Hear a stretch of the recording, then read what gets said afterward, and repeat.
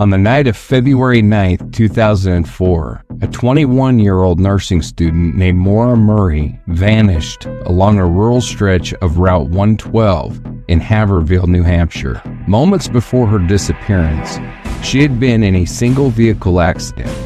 Her Saturn sedan struck a snowbank near a neighbor's home. A passing bus driver offered help. She declined. Police arrived within minutes, and she was gone.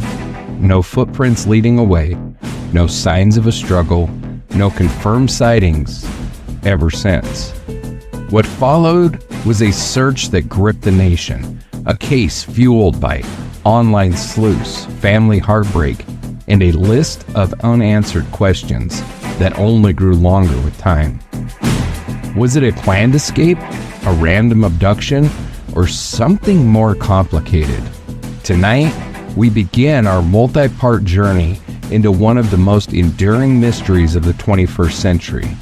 This is the story of Maura Murray, and this is Dark Dialogue.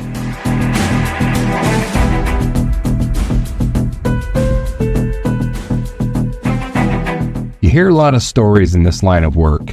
Cases that linger for weeks, cases that go cold for years, but some never go quiet. The story of Maura Murray is one of those. She wasn't famous. She wasn't the daughter of a governor or Hollywood star. She was just a 21-year-old college student with finals on the horizon, a few personal struggles behind her, and, at least from the outside, a life that was still coming together. Then one winter night, in the middle of New Hampshire's White Mountains, she disappeared.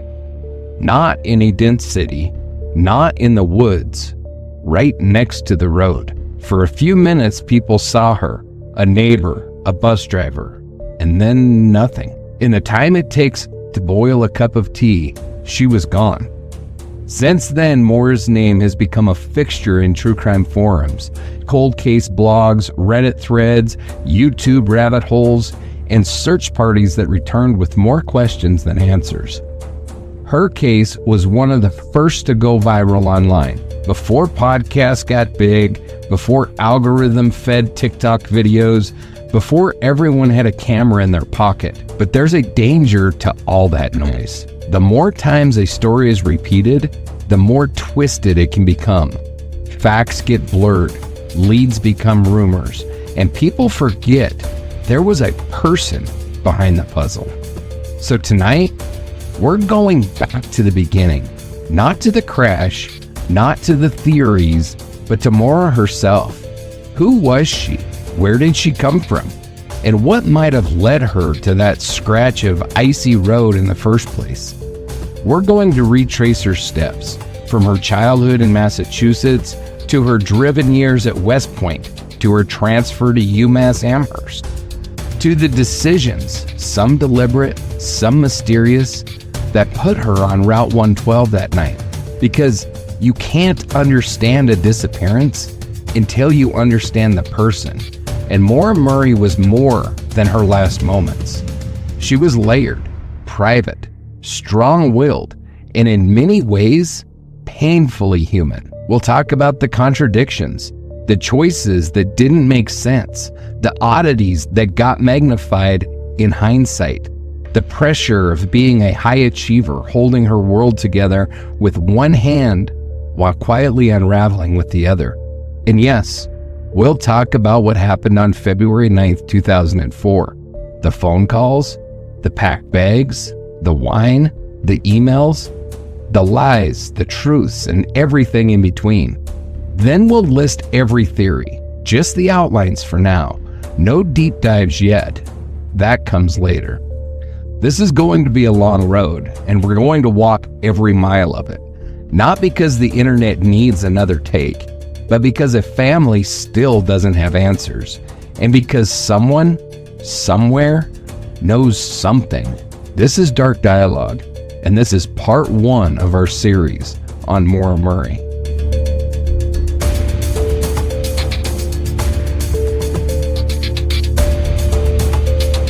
Hey Angela, how's it going tonight? I'm good. How are you? I'm doing all right. How's work? Work is work. Yeah. I'm glad it's done today. So, I gotta get cut on again. I'm not excited about that. Don't know what kind of effect that's gonna have on this show. I'll do my best from recovery, but things might slow down a little bit. I do think we should record an episode while you're on painkillers, because that might be awesome. Yeah, well, we could probably do that. It may not make it to publishing, but it might be awesome. Yeah, we can give it a try. I'm sure I'll be on some. But anyway, we ready to dive into this case? I am ready. All right. So this is one of those cases that just sits with you. It stays in your head long after you walk away. Maura Murray isn't just a cold case. She's a modern mystery. And the more you study it, the more tangled it becomes. Exactly. And it's one of those few cases where everything is a clue and nothing is a clue at the same time. Every step she took in those final days seems both deliberate and very confusing. Yes. And that's part of what makes it so damn hard to cover. You've got to resist the urge to jump straight to speculation. You have to dig through decades of coverage, blogs, forums, police reports, family interviews, and half-truths just to piece together what actually is confirmed. You know, I mean, we were doing Chance's case, and there's like nothing, no information. And then you do a case like Maura Murray's, and there's so much. You're in like information overload, and you got to figure out, okay, so what here is actually something, and what's just garbage that we need to throw away. Exactly. That's difficult. It sucks.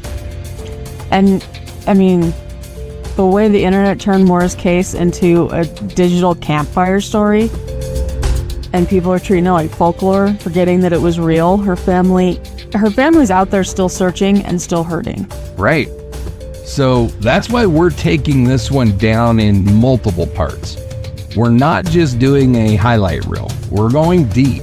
Tonight we're going to focus on Maura's life before she vanished, her childhood education, her military training, transfers, and the days leading up to February 9th, 2004. And of course, we'll also walk through what happened that night, just the timeline for now, and then we'll go over the major theories, John's favorite part, without diving into each one just yet. For those that are new to this case, and Angela, you were before we started digging into this, right? Yeah, I was. So Maura Murray was a 21-year-old nursing student at UMass Amherst. On the evening of February 9th, 2004, she was in a single-vehicle car crash on a remote stretch of Route 112 in Haverhill, New Hampshire. A passing bus driver stopped and spoke to her. Police arrived minutes later, but Maura was already gone. With no signs of a struggle and no confirmed sightings, no confirmed evidence that she left the area on foot, and no reliable witness who saw her beyond that stretch of road. And since that night, the case has remained one of the most puzzling unsolved disappearances in modern history.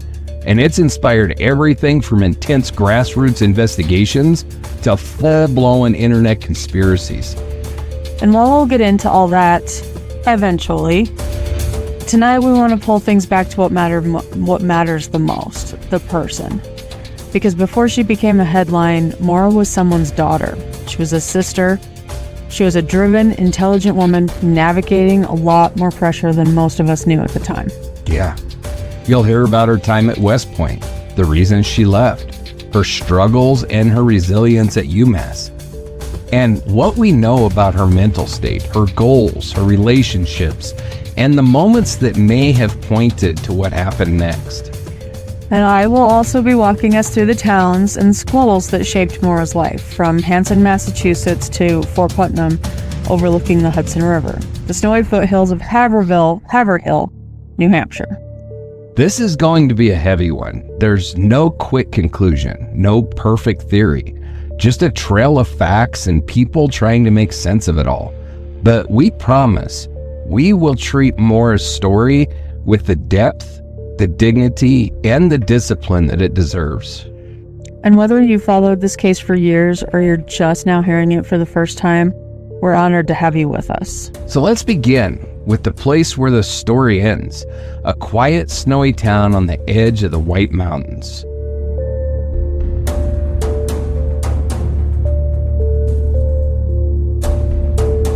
So, Angela, I think you dug up some location information for us, didn't you? It's the quizzical way you always say my name. Absolutely, I did. So let's start where Maura's story ends, or rather where it left investigators. What is it if I can't mispronounce a word? Exactly. Come on. Where it left investigators with more questions than answers.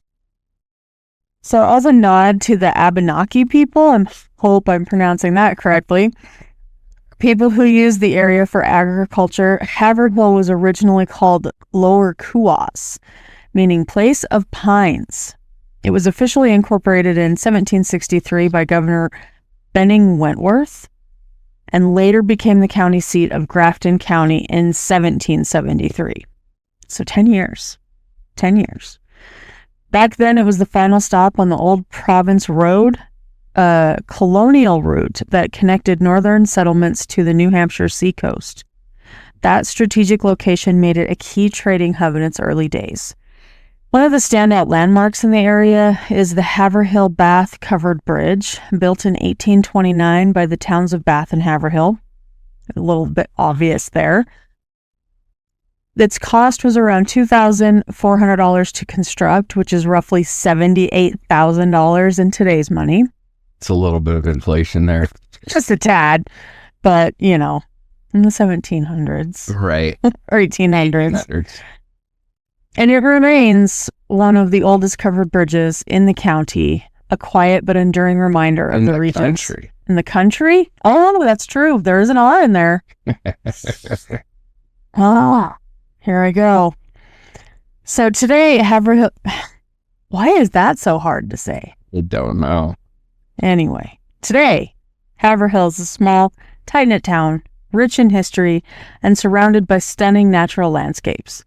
Population in 1790 was just 552 people, and even by the 2020 census, it had grown to only about 4,585 people. So we did not boom here like some of the other places.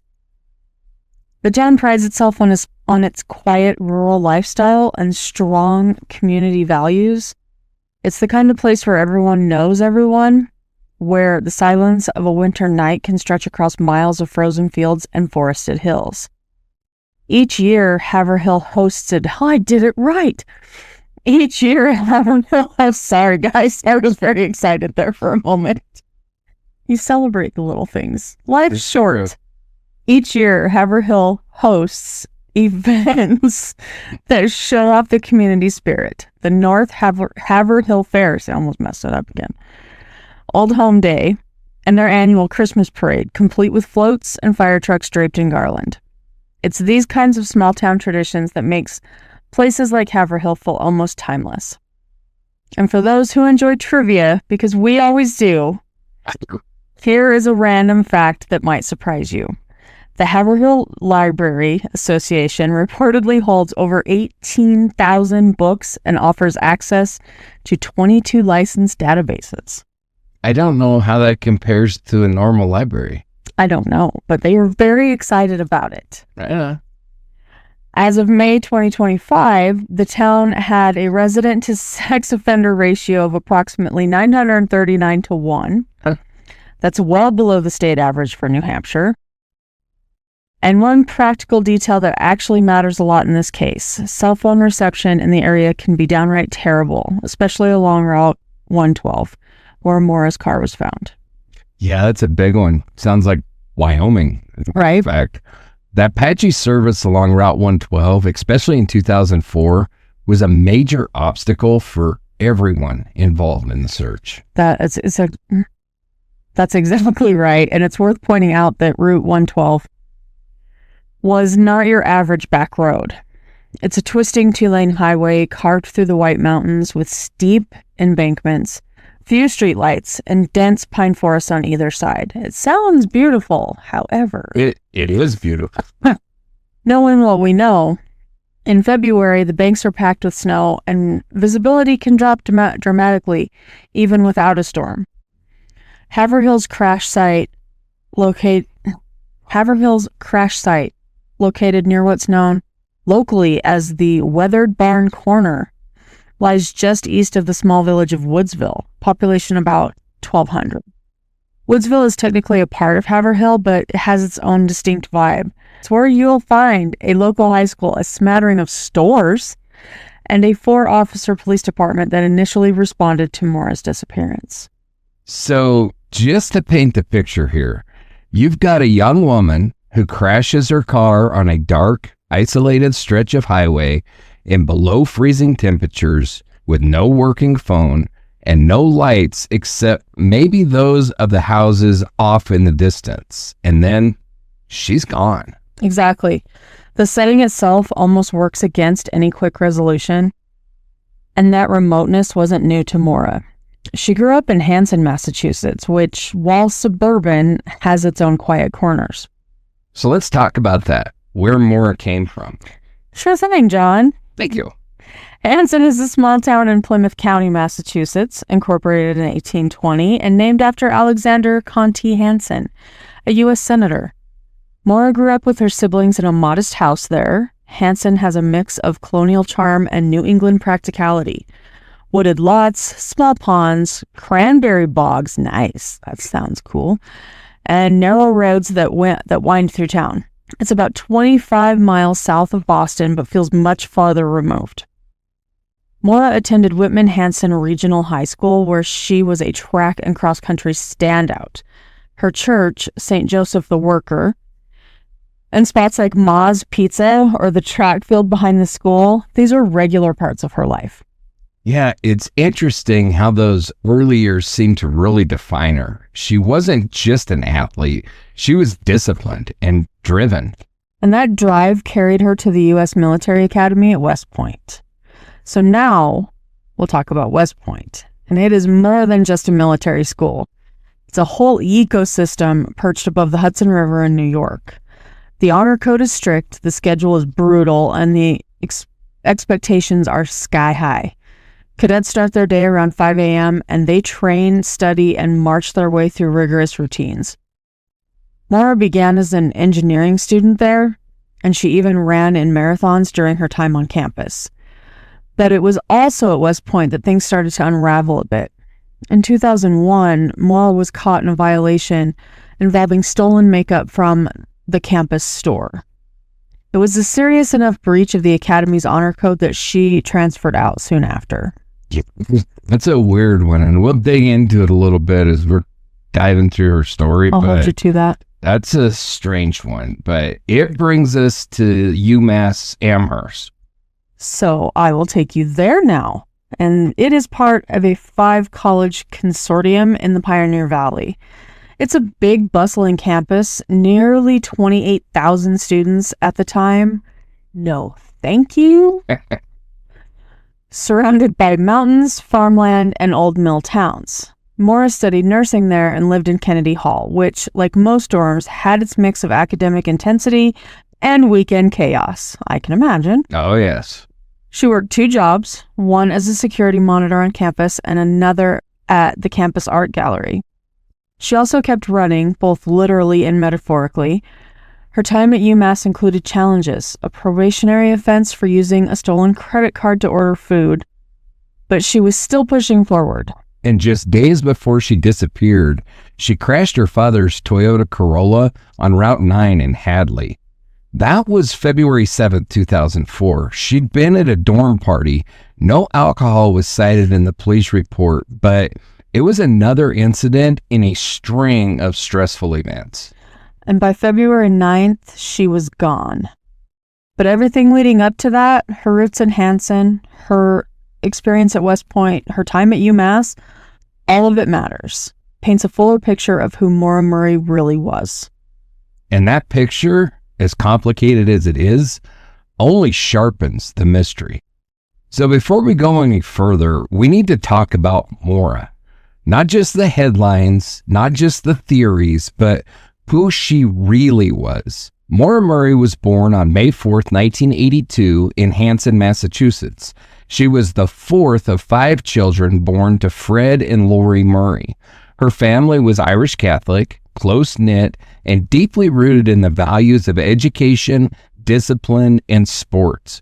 Fred, a medical technician, and Lori, a part-time nurse, raised Maura and her siblings, Fred Jr., Kathleen, Julie, and Kurt, in a modest home shaded by the forest and cranberry bogs that give Hanson its quiet, rural character. And for folks outside Massachusetts, Hanson's a South Shore town where local pride runs deep. Maura would have grown up running past the cranberry bogs, cheering on her school's sports teams, and attending Mass with her family at St. Joseph's. The community is close, like truly close. People grow up knowing each other's parents, siblings, and cousins, and Maura was right in the middle of it all. She was brilliant, quiet, fiercely competitive when it came to running. At Whitman-Hanson Regional High School, Maura was a star athlete in cross country and track, earning regional honors. She was also a top student and a member of the National Honor Society. But what stood out more than any award was her determination. If Maura set her mind to something, she did it. That drive took her to West Point in 2000. She enrolled as a cadet and chose chemical engineering as her major. Cadet life at West Point isn't for the faint at heart. Early morning drills, academic rigor, and an uncompromising honor code. For a time, Maura handled it all. She ran marathons, trained in icy Hudson Valley mornings, and kept pace with some of the military's most disciplined minds. But it didn't last. In 2001, she was caught violating the honor code. Specifically, she was involved in a theft incident involving makeup. It wasn't credit card misuse, as some reports falsely claimed. It was a minor infraction by civilian standards, but at West Point, integrity is everything. Rather than face disciplinary proceedings, Maura chose to transfer. Which brought her back to Massachusetts, to the University of Massachusetts, Amherst, where she picked up nursing. That shift wasn't just academic, it was personal. Lori, her mother, had worked as a nurse. It was a way to reconnect to her roots and maybe with herself. At UMass, Maura took a job with campus security, patrolling dorms like Melville Hall, and she worked part-time at the campus art gallery. Her GPA hovered around 3.2. She was on the dean's list. She was doing well, but cracks started to show. The first came in November of 2003 when she was charged with improper use of a credit card. She had used a stolen number to order about $250 worth of food. It wasn't some career criminal move. It was impulsive. She got probation and the charge was dismissed after she met the terms. The same month, she crashed her father's Toyota. A costly accident, over $10,000 in damage, and another layer of pressure. Then came February. It was cold, mid-teens Fahrenheit, patchy snow and ice, and Maura's world started to unravel. On February 5th, 2004, she was working her campus security shift at Melville Hall when she received a call. Around 1 a.m., she became visibly upset. Her supervisor, Karen Mayotte, noted that Maura appeared shaken, although not in tears. She walked Maura back to her dorm, and all Maura could say was, "My sister." Whether that call was from her sister Kathleen, who'd recently relapsed into drinking, is unconfirmed. Some have speculated that the call came from her boyfriend, Bill Rausch. Others say it was a different family member. What we know is something was wrong. 2 nights later, in the early morning hours of February 7th, Maura crashed Fred's new Toyota Corolla on Route 9 in Hadley, Massachusetts. She'd been at a dorm party earlier. No alcohol was cited in the report, but it was the second crash in 3 months. Fred came out to help her deal with the fallout, and the bond between them was tight. He described her as his buddy. but he was pissed. I can imagine. And as a father, yeah, I would be pissed too, and he freely admits he was not happy with her. Second in 3 months? I mean, goodness. Yeah, but they talked and they made plans for the coming weekend, and he left thinking that she'd be okay. And actually, he was there helping her shop for another car. And he was pulling money out of ATMs because he can only get like 500 at a time. Right. And so they went looking, and I think that he had pulled like $6,000 altogether, but they couldn't find a car for that. And so he was going to come back and help her go find another car once he had a little bit more money. So that brings us to Monday, February 9th. Maura emailed her professors to say there had been a death in the family, and there hadn't. She made calls to a condo in Bartlett, New Hampshire, and a resort in Stowe, Vermont. She withdrew $280 from her bank account and stopped at Liquors 44 in Hadley. There, she bought a box of Franzia wine, Bailey's, Kahlua, and a single Seagram's wine cooler. I find that odd. Right? She also printed MapQuest directions. Oh man, you remember MapQuest directions? Oh, I sure do. One to Burlington, Vermont, and one to Bartlett, New Hampshire. Those details weren't released at the time, but have been confirmed through NHSP files and family accounts. Then she packed her 1996 Saturn, nursing textbooks, toiletries, accident forms, and a printed email to her boyfriend Bill. Some say she also packed a stuffed animal. That detail's often repeated by friends and family, though not officially confirmed. So she left UMass around 4:30 p.m. and began driving north. 3 hours later, around 7:27 p.m., her Saturn crashed on a snowbank off Route 112 in Haverhill, New Hampshire. She was never seen again. No footprints leading away from a car, no blood, no signs of a struggle. Just an abandoned vehicle with the airbags deployed, wine spilled inside, and a rag stuffed into the tailpipe. Something her father said that he had mentioned to her because, so her car was basically a pile of shit. And he'll say the same thing. It was a pile of shit, and it was on its last leg, and just limping it along to get to the new one. Right. And it was smoking like crazy. And so he had told her, because, out there is like most or a lot of states where they have all the emissions control shit, not like Wyoming where we have none of it. Thank God. But out there, it's all emissions control and everything. And they were concerned that she was going to get pulled over because it was smoking so bad. And so he had told her, hey, I'd heard about this. It probably isn't going to work. But somebody said if you put a rag in the exhaust pipe, then it'll help you, it'll help with smoking. Yeah. You can get past a cop, And so that's where he thinks that the rag idea maybe came from. But, as we dig into this, there's a lot about that rag thing that doesn't fit to me. It doesn't make sense to me, but we'll be talking about it. Okay, so like John said, that's where the mystery begins. But before we chase the theories, let's reflect for a moment. Excuse me.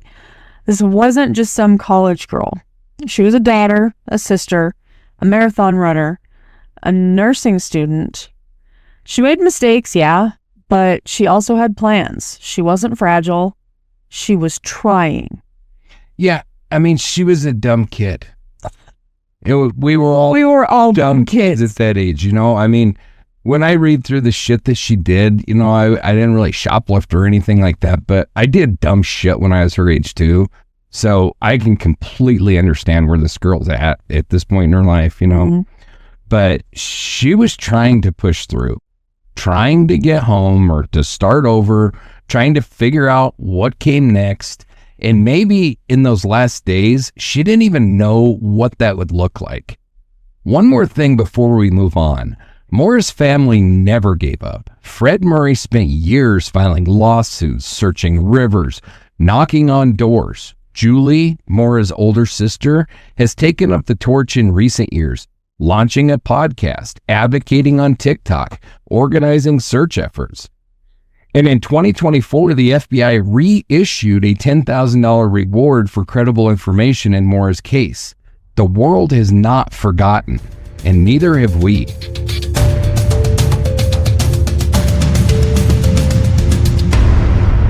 We're headed to the crash scene, the aftermath, the search, the witnesses, and every bizarre, unexplained moment that followed. But before that, Angela, something strange happened just 40 days later, right? That's right. Just across the state line, another young woman, Brianna Maitland, vanished under eerily similar circumstances. But let's not get ahead of ourselves. Fair enough. So, it's Monday, February 9, 2004. Sometime between 3:20 and 4:30, Maura Murray leaves the University of Massachusetts Amherst campus. She's packed her dorm belongings, and she's in her 96 Saturn, a car that she'd been driving despite its known mechanical issues and cosmetic damage. She'd had the two crashes. We know that it was limping along, short one cylinder.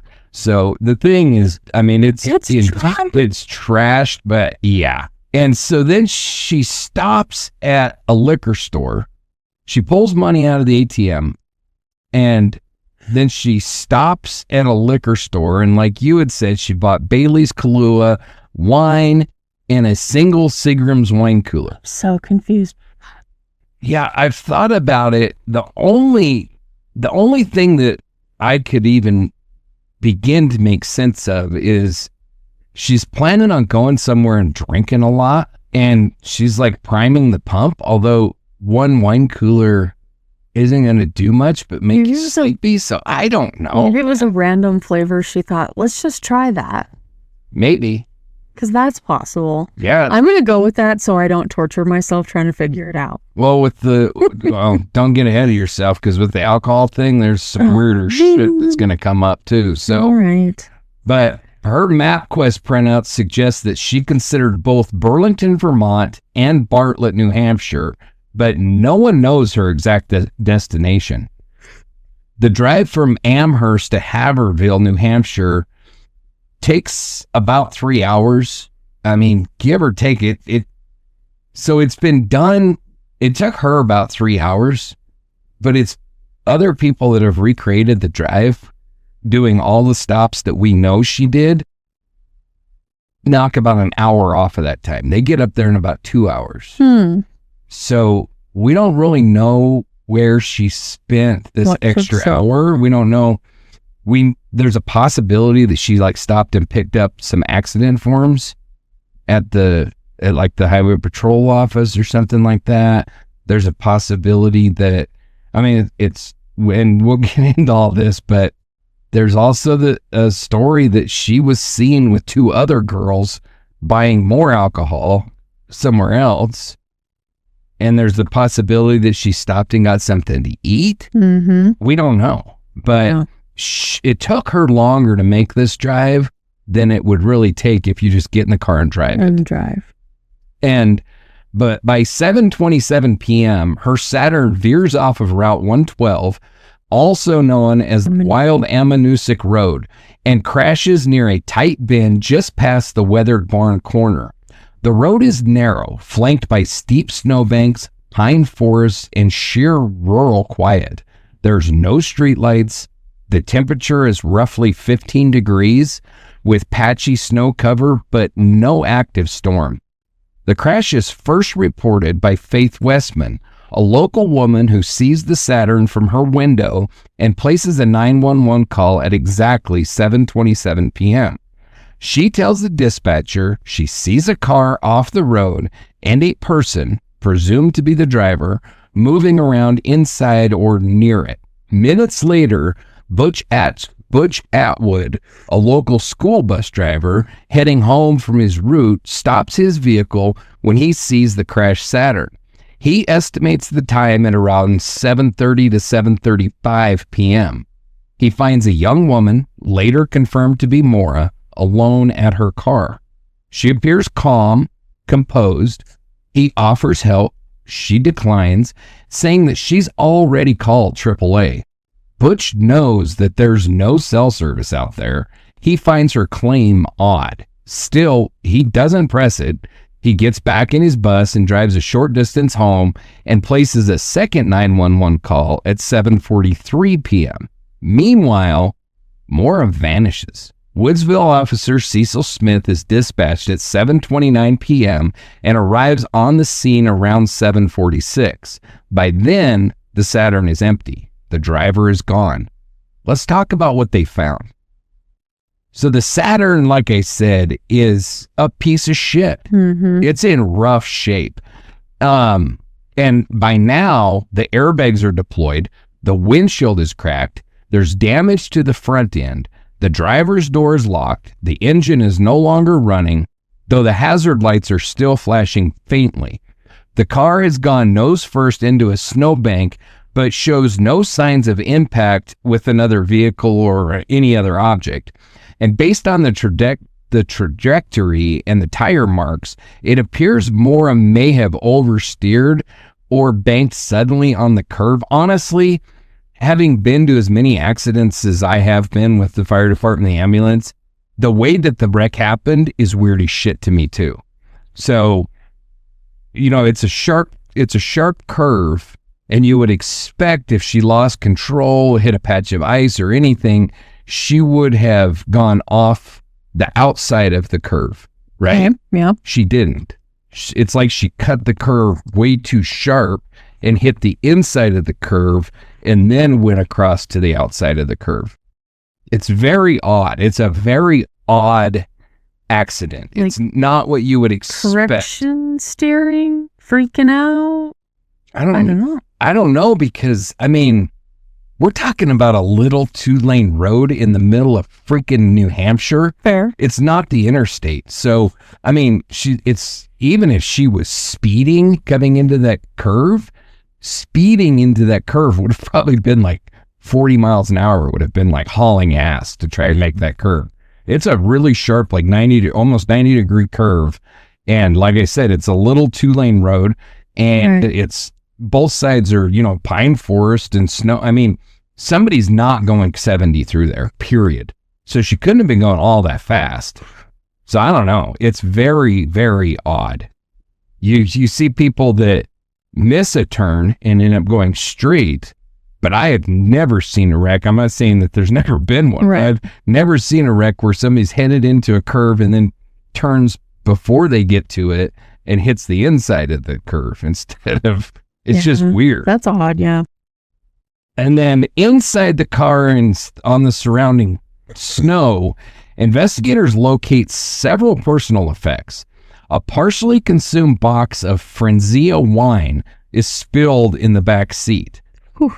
There's a bottle of Kahlua in an unopened Seagram's wine cooler, a Coca-Cola bottle with a reddish liquid inside, likely wine, Maura's AAA card and nursing textbooks, the printed MapQuest directions to Burlington and to Bartlett, a printed affectionate email to her boyfriend Bill Roush placed atop a box of belongings, her toiletries bag, including contact solution, makeup, shampoo, and a toothbrush, blank accident forms, presumably from her February 7th crash, a duffel bag with clothing, and a rag stuffed into the tailpipe.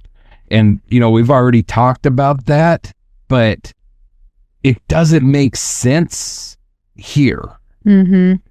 And so the rag, it was tested. There was no accelerants or toxins or anything, but let me explain why I say it's very strange that it would be there. First of all, I understand Fred was just trying to help his daughter or whatever, but that shit ain't going to work, period. You can take that rag and stuff it as far in there as you wanted to, and that car's just going to blow it right the hell out. There is the whole, I don't know if you've heard the whole trick, but put a potato in somebody's tailpipe. And if you ram a potato into somebody's tailpipe, it's tight enough fit that it will disable the car because the car can't run if it can't get exhaust out. So the car will die. So there was a theory that maybe somebody had bad intentions, and so they tried to do that, but the reg would have just blown out. So the reg had to have been installed after the crash when the car was sitting there. It had to have been. There's no way that she was driving down the road with that reg in the tailpipe. Absolutely no way. And I say that because I grew up working on cars. I know how it works, but I should also say that there's a documentary where a mechanic where they take the exact same car, the exact model year, the Saturn, and a mechanic drops one cylinder off so that it's running exactly like hers was running, and they stuff a reg in the tailpipe, and then they get the RPMs up to what you would expect at cruising speed, and it does exactly that. It blows the reg right the hell out. So it could only stay in there if it was just sitting there idling. So it's bizarre as hell, unless she wrecked and then was concerned once the cops came, they were going to give her a ticket for the exhaust, which seems like an odd thing to be thinking about at that time. But very minimal importance at that moment. Yeah. So the reg is bizarre. And I know that Fred, he kind of takes responsibility for it. And maybe she did get out and maybe she put it in there, but it's bizarre. Yeah, because who else would have? That was the look I was giving you, was what? Why would they? You know? Exactly. So I think she probably put it in there. I just don't understand why exactly. Unless, like I said, because she knew the cops were coming and she didn't want an additional ticket. But notably, there were no signs of a struggle. There was no blood, no footprints leading away from the vehicle. Though this is complicated by plowing and compacted snow, but there was no footprints that led off into the snow. So let's pause on the timeline here. From Faith Westman's call, her initial 911 call was at 7:27 to Officer Smith's arrival at 7:46. We're looking at a 19-minute maximum disappearance window. Butch Atwood likely saw Maura between 7:30 and 7:35, meaning the window of opportunity could have been as short as 3 to 10 minutes. And I think that it's closer to 5. So in that sliver of time, without footprints, car tracks, or audible commotion, Maura simply vanishes. And I should note, I just throw that out there. I think it's more like 5, but I don't just come by that. I don't just pull that number out of nowhere. So Butch Atwood, like we said, was a bus car driver. Bus car driver? He was a bus driver. What kind of license do you need for that? A really big one. Okay. So he was a bus driver, and he'd gone out, he dropped all the kids off and everything. He's headed home. He sees her, he stops, asks, needs help. She lies to him, says, "I've already called AAA." Then he doesn't just drive home and go in the house and forget about it. He actually goes down and backs his bus up where he can look right at her. And he says that he sat there doing paperwork. I don't know if he probably had like daily logs or something that he had to complete. How many stops or whatnot. Yeah. And, I don't know. I know more about like the truck driving rules for DOT. I've never had a passenger endorsement on my license. I don't know if like a passenger driver has similar logs to complete at the end of the day like a truck driver does. They very well might. They might just have to describe their route or whatever, or possibly the school district requires him to log everything, which makes sense. If kids did or did not get on, or were there extra kids? Exactly. Yeah, it would make a lot of sense that a school district would require bus drivers to make any notation, just basically note their day and then highlight anything unusual that happened. So, but for whatever reason, he claims that he backed up and was sitting there doing paperwork, and so he can see her. And then there's like 3 different neighbors right there, and they're continually looking out the window and checking stuff out. And so when you go through and you piece all those times together, it really narrows it down to like 5 to, 8, 9 minutes, something like that, Less than 10 minutes is the window that we have for her to disappear. Right. So the sheer narrowness of that window and the complete lack of trace, what in the hell are we to make of it all? I don't know, John. You've got a bend in the road, a handful of observant neighbors, and almost no exit routes that wouldn't leave some sign, especially in February. That part of Route 112 is nestled between thick pine trees and steep embankments. There's no cell service, no public lighting. The silence is natural, oppressive. If someone was laying in wait, or if Maura fled in fear, either way, it's terrifying how quickly the trail goes cold. And it gets colder. One neighbor, Karen McNamara, later reported seeing a suspicious SUV idling near the scene at the time. Actually, and again, we're going to dig into this, but the SUV that she saw was the one SUV that the police had. Okay. And she knew it was 001. That's what that SUV was numbered, was 001. And so there are theories out there that the police chief, who normally drove 001 and had been in trouble for some drunk driving and stuff, that he got there before the other officer got there. Now, that's just a theory, and we'll be digging into all this as we try to mull through this case. But that was the SUV that she claimed that she saw there. Okay. Another neighbor, Claude Moulton, was reportedly home but saw and heard nothing. And much later, a local contractor, Ridge Forcer, claimed to have seen a young woman matching Moore's description walking briskly eastbound on Route 112 between 7:30 and 8. His report wasn't filed until months later, and it couldn't be corroborated. Months? Yeah. Why? Do we know? I don't know. And it's almost certain that it's not right. And I'll tell you why. Because, like I said, Butch had backed the bus in. So he was sitting there doing paperwork. So if she'd have walked that direction, he would have seen her. Yeah. And the cop came from the other direction. So if she'd have walked that direction, he would have seen her. And there's no footprints leading off into the snow on either side of the road. Right. So there's your four directions, none of which fit. So on February 10th, the day after the crash, search efforts begin. Police, fire crews, and local volunteers bring out bloodhounds, helicopters, and thermal imaging drones. The dogs briefly catch Moore's scent near the road, but then they lose it less than 100 yards to the east, where the road curves again and leads deeper into the forest. The scent trail is the last verified clue of her possible movement.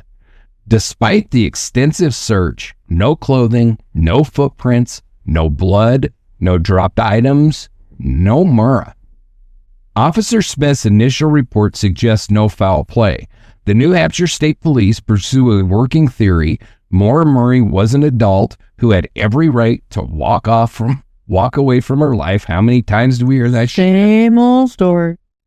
For the first critical days, the case is unofficially treated as a voluntary disappearance, which blows my freaking mind because, you know, like I said, I do have some background in this, being a firefighter and EMT. I pull up on the scene of a vehicle accident and I see airbags deployed and a cracked windshield. Okay. First thing I think is I've got somebody wandering around out here with a head injury. Yeah. They don't know what the hell's going on. No, they're allowed to leave if they want. Yeah, well, Excuse me? this looks like somebody would have just wrecked their car and just decided to walk off and start a new life. I mean, that was the last straw. I'm done. In New Hampshire, in the winter time, who does that shit?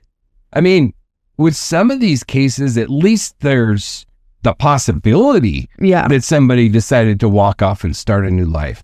But when your car is left in the middle of freaking nowhere and you're 2 to 3 hours away from home, you're just in the middle of literally in the middle of nowhere, and you just decide to walk off. I don't know how they ever came up with that shit. And if you're walking off to start a new life, you leave footprints. Exactly, or somebody sees you walking down the road. So anyway, they treat it as a voluntary disappearance. There's no crime scene tape, no immediate preservation of the vehicle, no public alert. Fred Murray arrives in Haverhill on February 11th. He begins handing out flyers, retracing Maura's possible routes, and pushing the media to pay attention. He insists loudly that Maura did not run away, that something bad happened on that road. The initial leg in urgency, compounded with jurisdictional confusion and limited resources, because remember, the local Woodsville force has just 4 officers. Yeah. And so that creates gaps in the case that have never fully closed. The FBI eventually gets involved, and like we said earlier, in 2024, a $10,000 reward is issued for credible leads.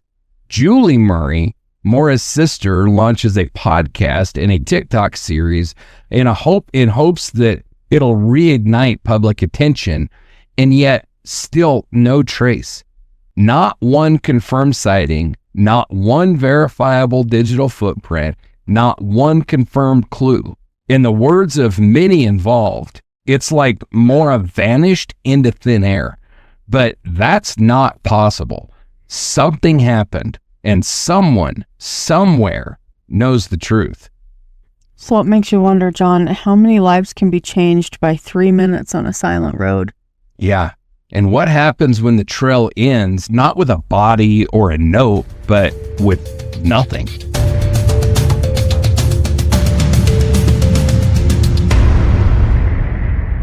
Now we've laid out the timeline, the crash site, and the immediate aftermath of Maura's disappearance. It's time to step into the maze of theories. And there are many. John's favorite part. So some are grounded in facts, others are more speculative, and a few that veer into near folklore. This case really invites that kind of obsessive analysis that John loves. There are just so many loose threads, so many things that almost connect, and others that stubbornly refuse to. But John will try, so let's hear it. My very best. Let's hear it. So we're going to walk through the major theories tonight, just to kind of lay the groundwork. And then as we dive into this case in the next episodes, we'll dig in deeper. And there's some other theories that I didn't list here, some other kind of ancillary theories, but these are the main ones that we're going to walk through. So, and these have emerged over the last 2 decades, which it's hard to believe it's been that long. Wow. It has.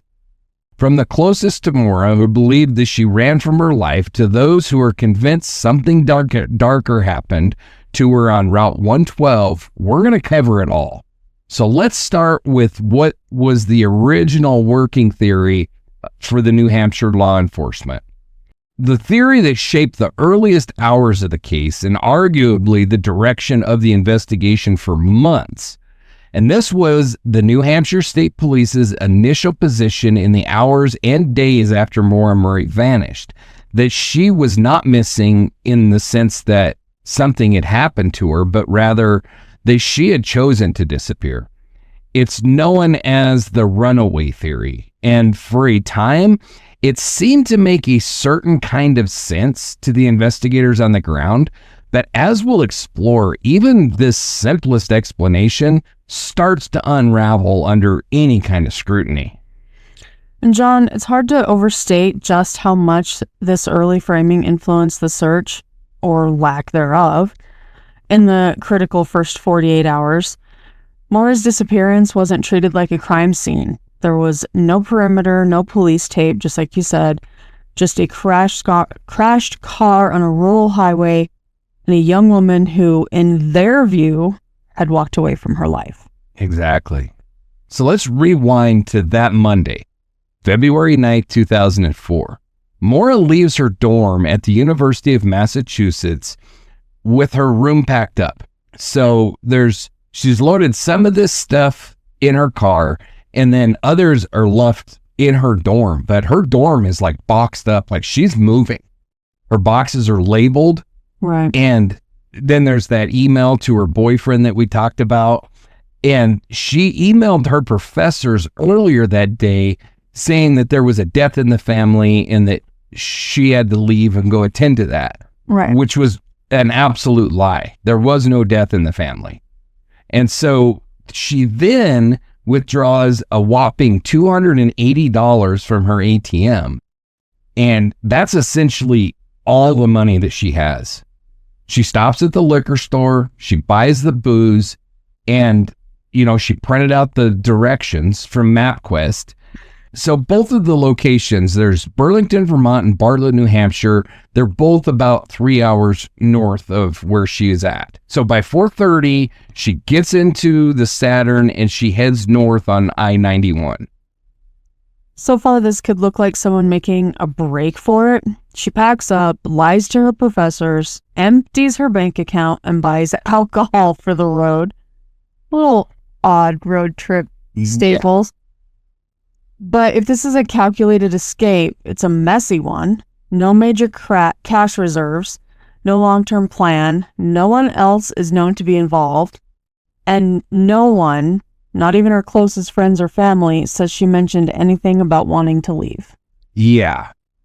And that's what makes the runaway theory so contradictory. It was used to justify the subdued law enforcement response, but even the facts that supported it were more ambiguous than decisive. There's also what came before. On February 5th, Maura had a strange episode while working her security shift at Melville Hall. Her supervisor found her in distress around 1 a.m., silent, shaken, and unable to speak. When asked what was wrong, all Maura reportedly said was, quote, "my sister."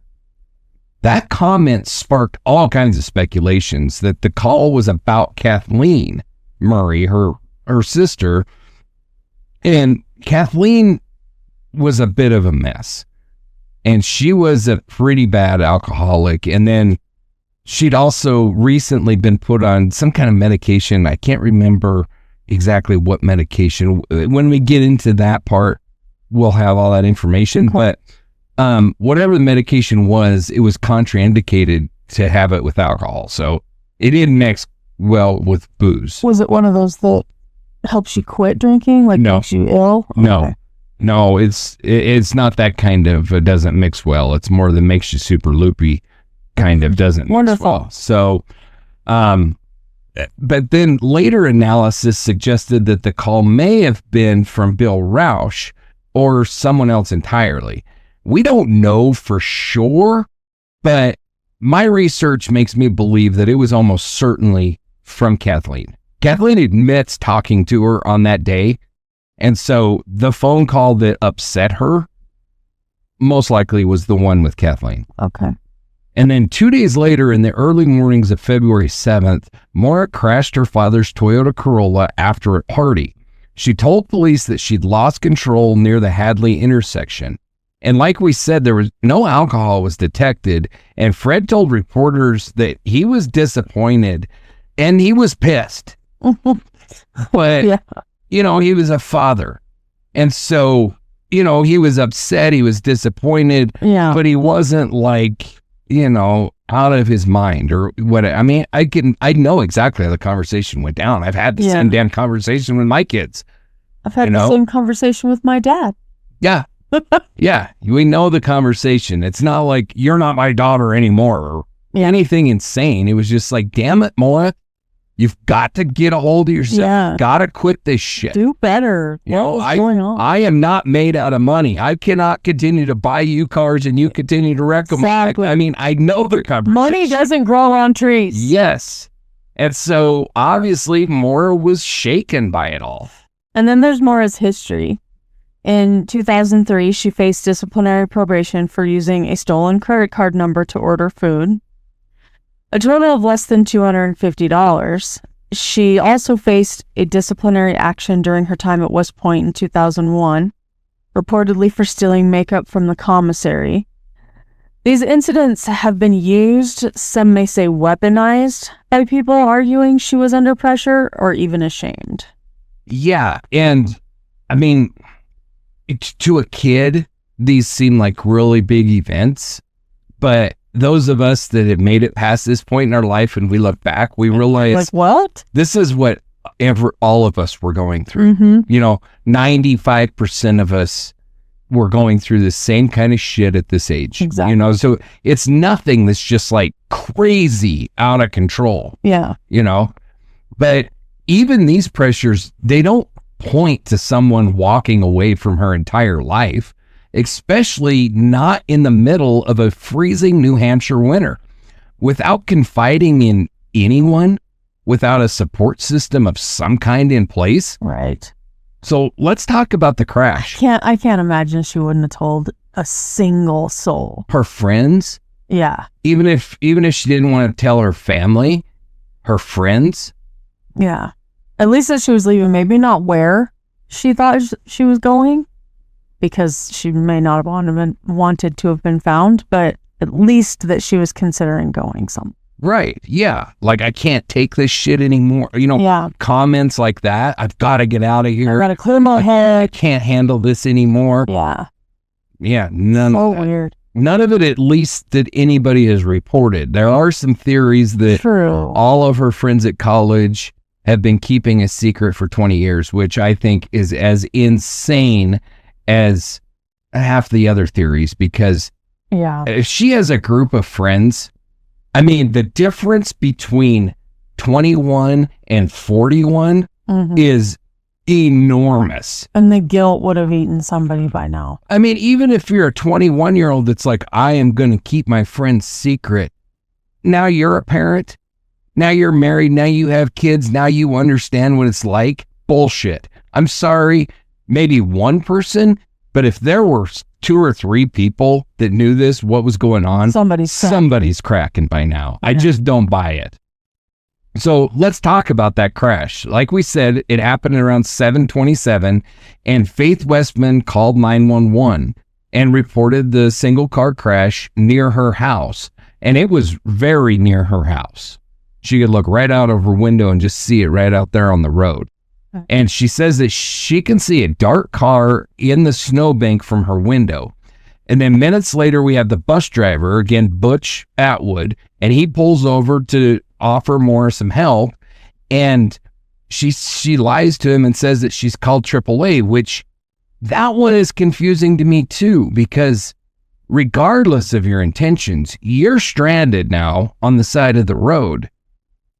Why lie and say you've called AAA? Yeah. So he goes ahead and heads back home. Parks starts doing his paperwork.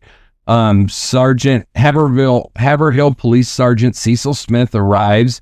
And like we've said, the airbags are deployed. The windshield's cracked. The front end shows damage that's consistent with a 15 to 19 mile an hour collision. So like I said, we're not doing 70. And the driver's door's locked and Maura is gone. And now the window begins from 7:27 p.m. when the crash is first reported to 7:46 p.m. when Sergeant Smith arrives. There are roughly 19 minutes unaccounted for. If we narrow it to the 3 to 10 minutes after Atwood's interaction, it becomes even tighter. And then we have John's theory of 5-ish minutes. Yeah. There's no footprints, no blood, no drag marks in the snow, just a vehicle, hazards blinking, still warm from the crash. And like we said, inside the Saturn, police find her belongings, the wine and alcohol and all that kind of stuff, her AAA card, all of her shits in the car, all of it. And then we've got this weird ass rag that's stuffed in the tailpipe. If this was a planned escape, it was done without critical tools. No passport, no significant money at all, no cell phone activity, and most importantly, absolutely no trace of where she went next. And no one saw her after that. The woods around Route 112 were searched the very next day, February 10th, with helicopters, thermal imaging, and bloodhounds.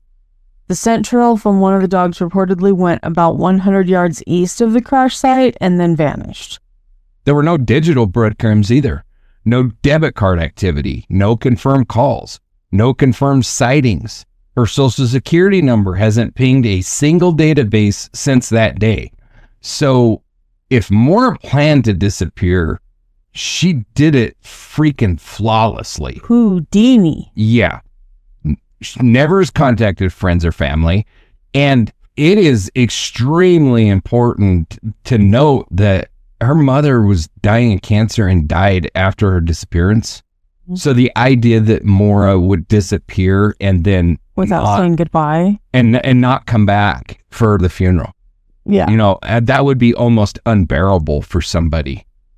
Experts that deal with people that... She would have to completely just have lost herself. Like, didn't know who she was. Yeah, like amnesia, which is so freaking rare. It's not even hardly worth mentioning. But then they'd find her wandering somewhere. Right. But experts that deal with people that disappear and start their own lives and everything, they say, and this is so true, if you look at like witness protection programs and stuff, what just makes it fail almost every time, if it fails, the reason is they cannot just cut ties with everybody. Yeah. They always end up calling somebody, needing to talk to, and I can relate, man. I don't think I'm like the quintessential loner. And I don't think that I could just walk off and never nobody ever hear from me again, never talk to my kids. And granted, I have kids, but even if I didn't have kids, never reach out to my parents again. Right. Never. I don't think I could do that. And I'm more of a loner than most people. And I'd be pretty pissed at you if you did that. Just saying. There's no worry. I don't. Throw that out there.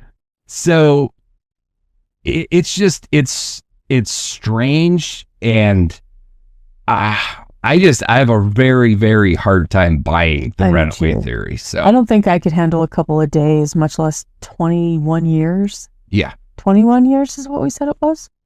Yeah. So it was 2004 and now it's 2005.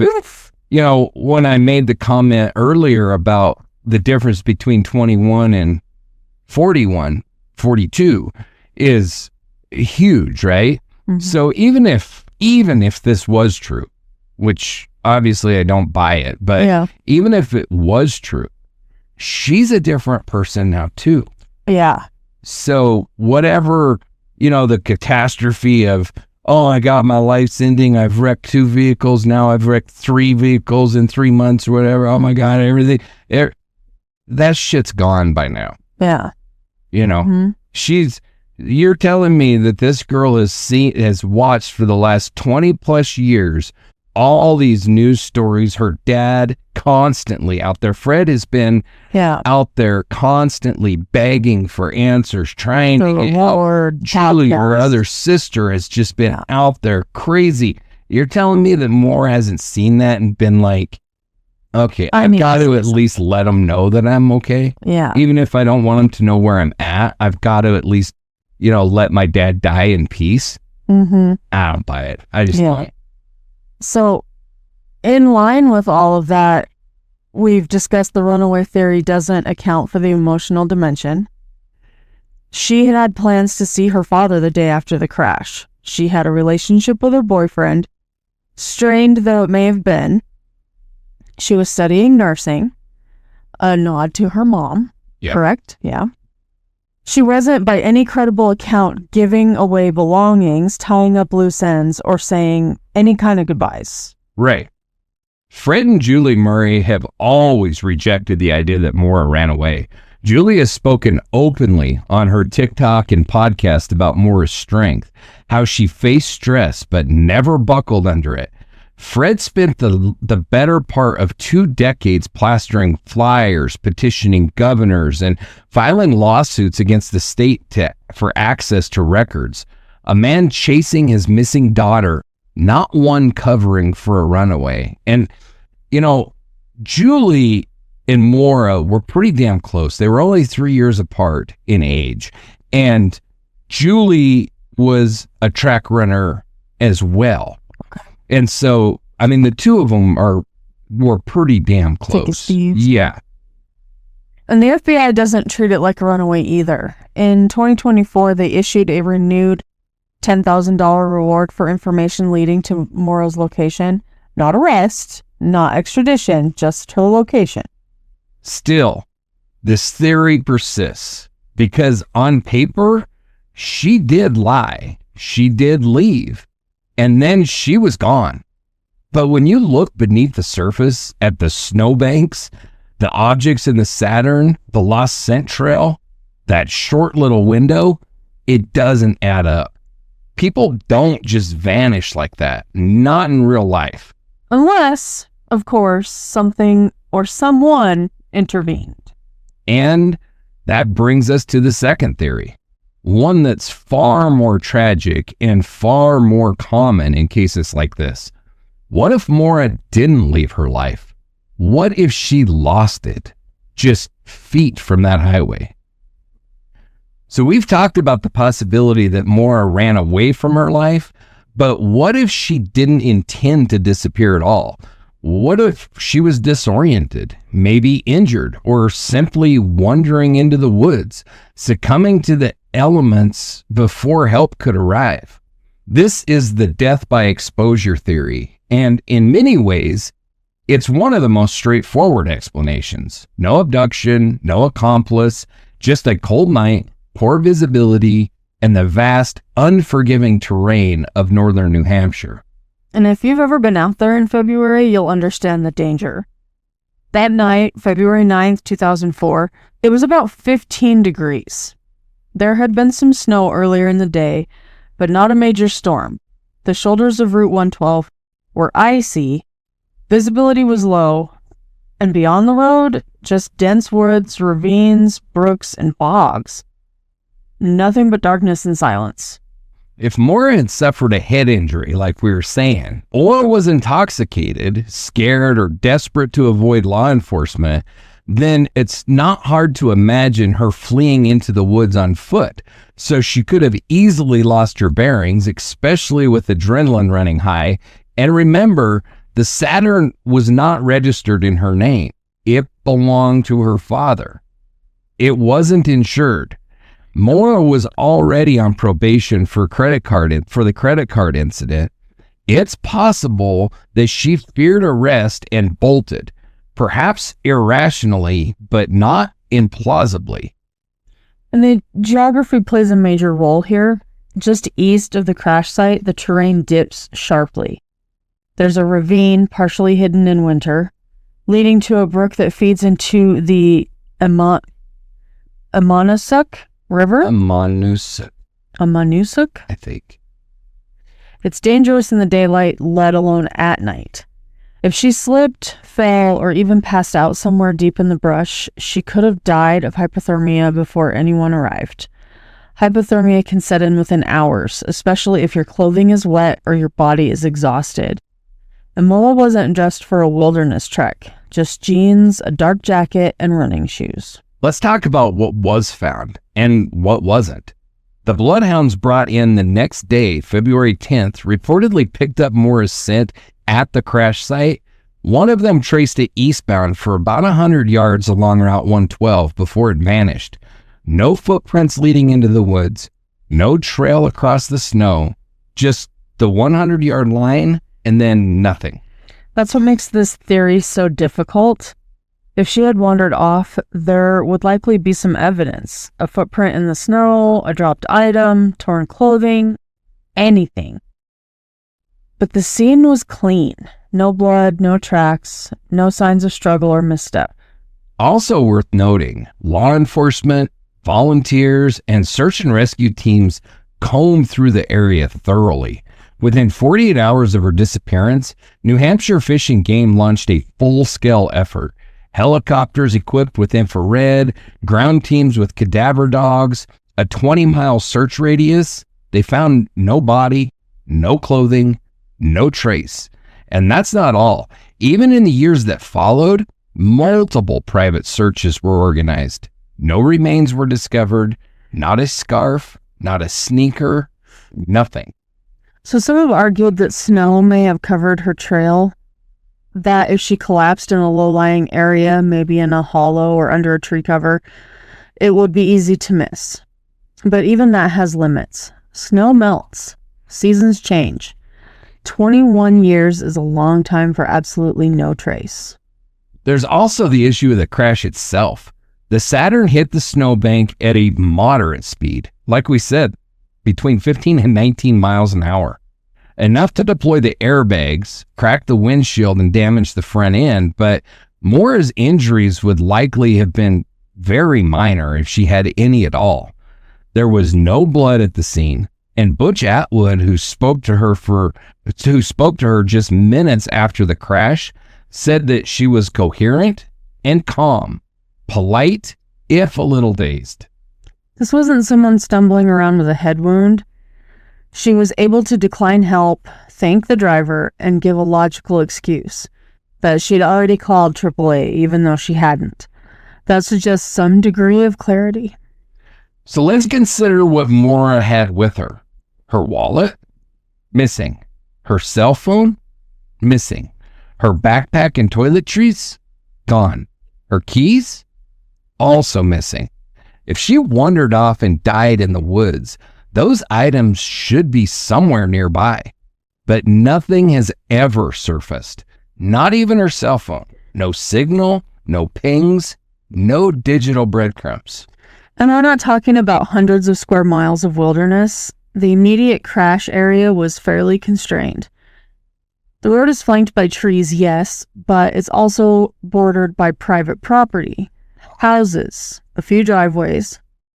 If Maura had taken shelter somewhere, someone likely would have found her. If she collapsed out in the open, she likely would have been seen. There's also the psychological angle.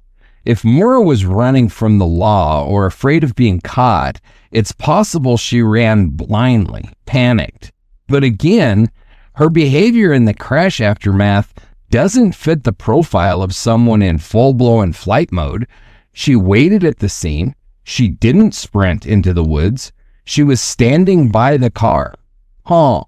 Waiting for what, though?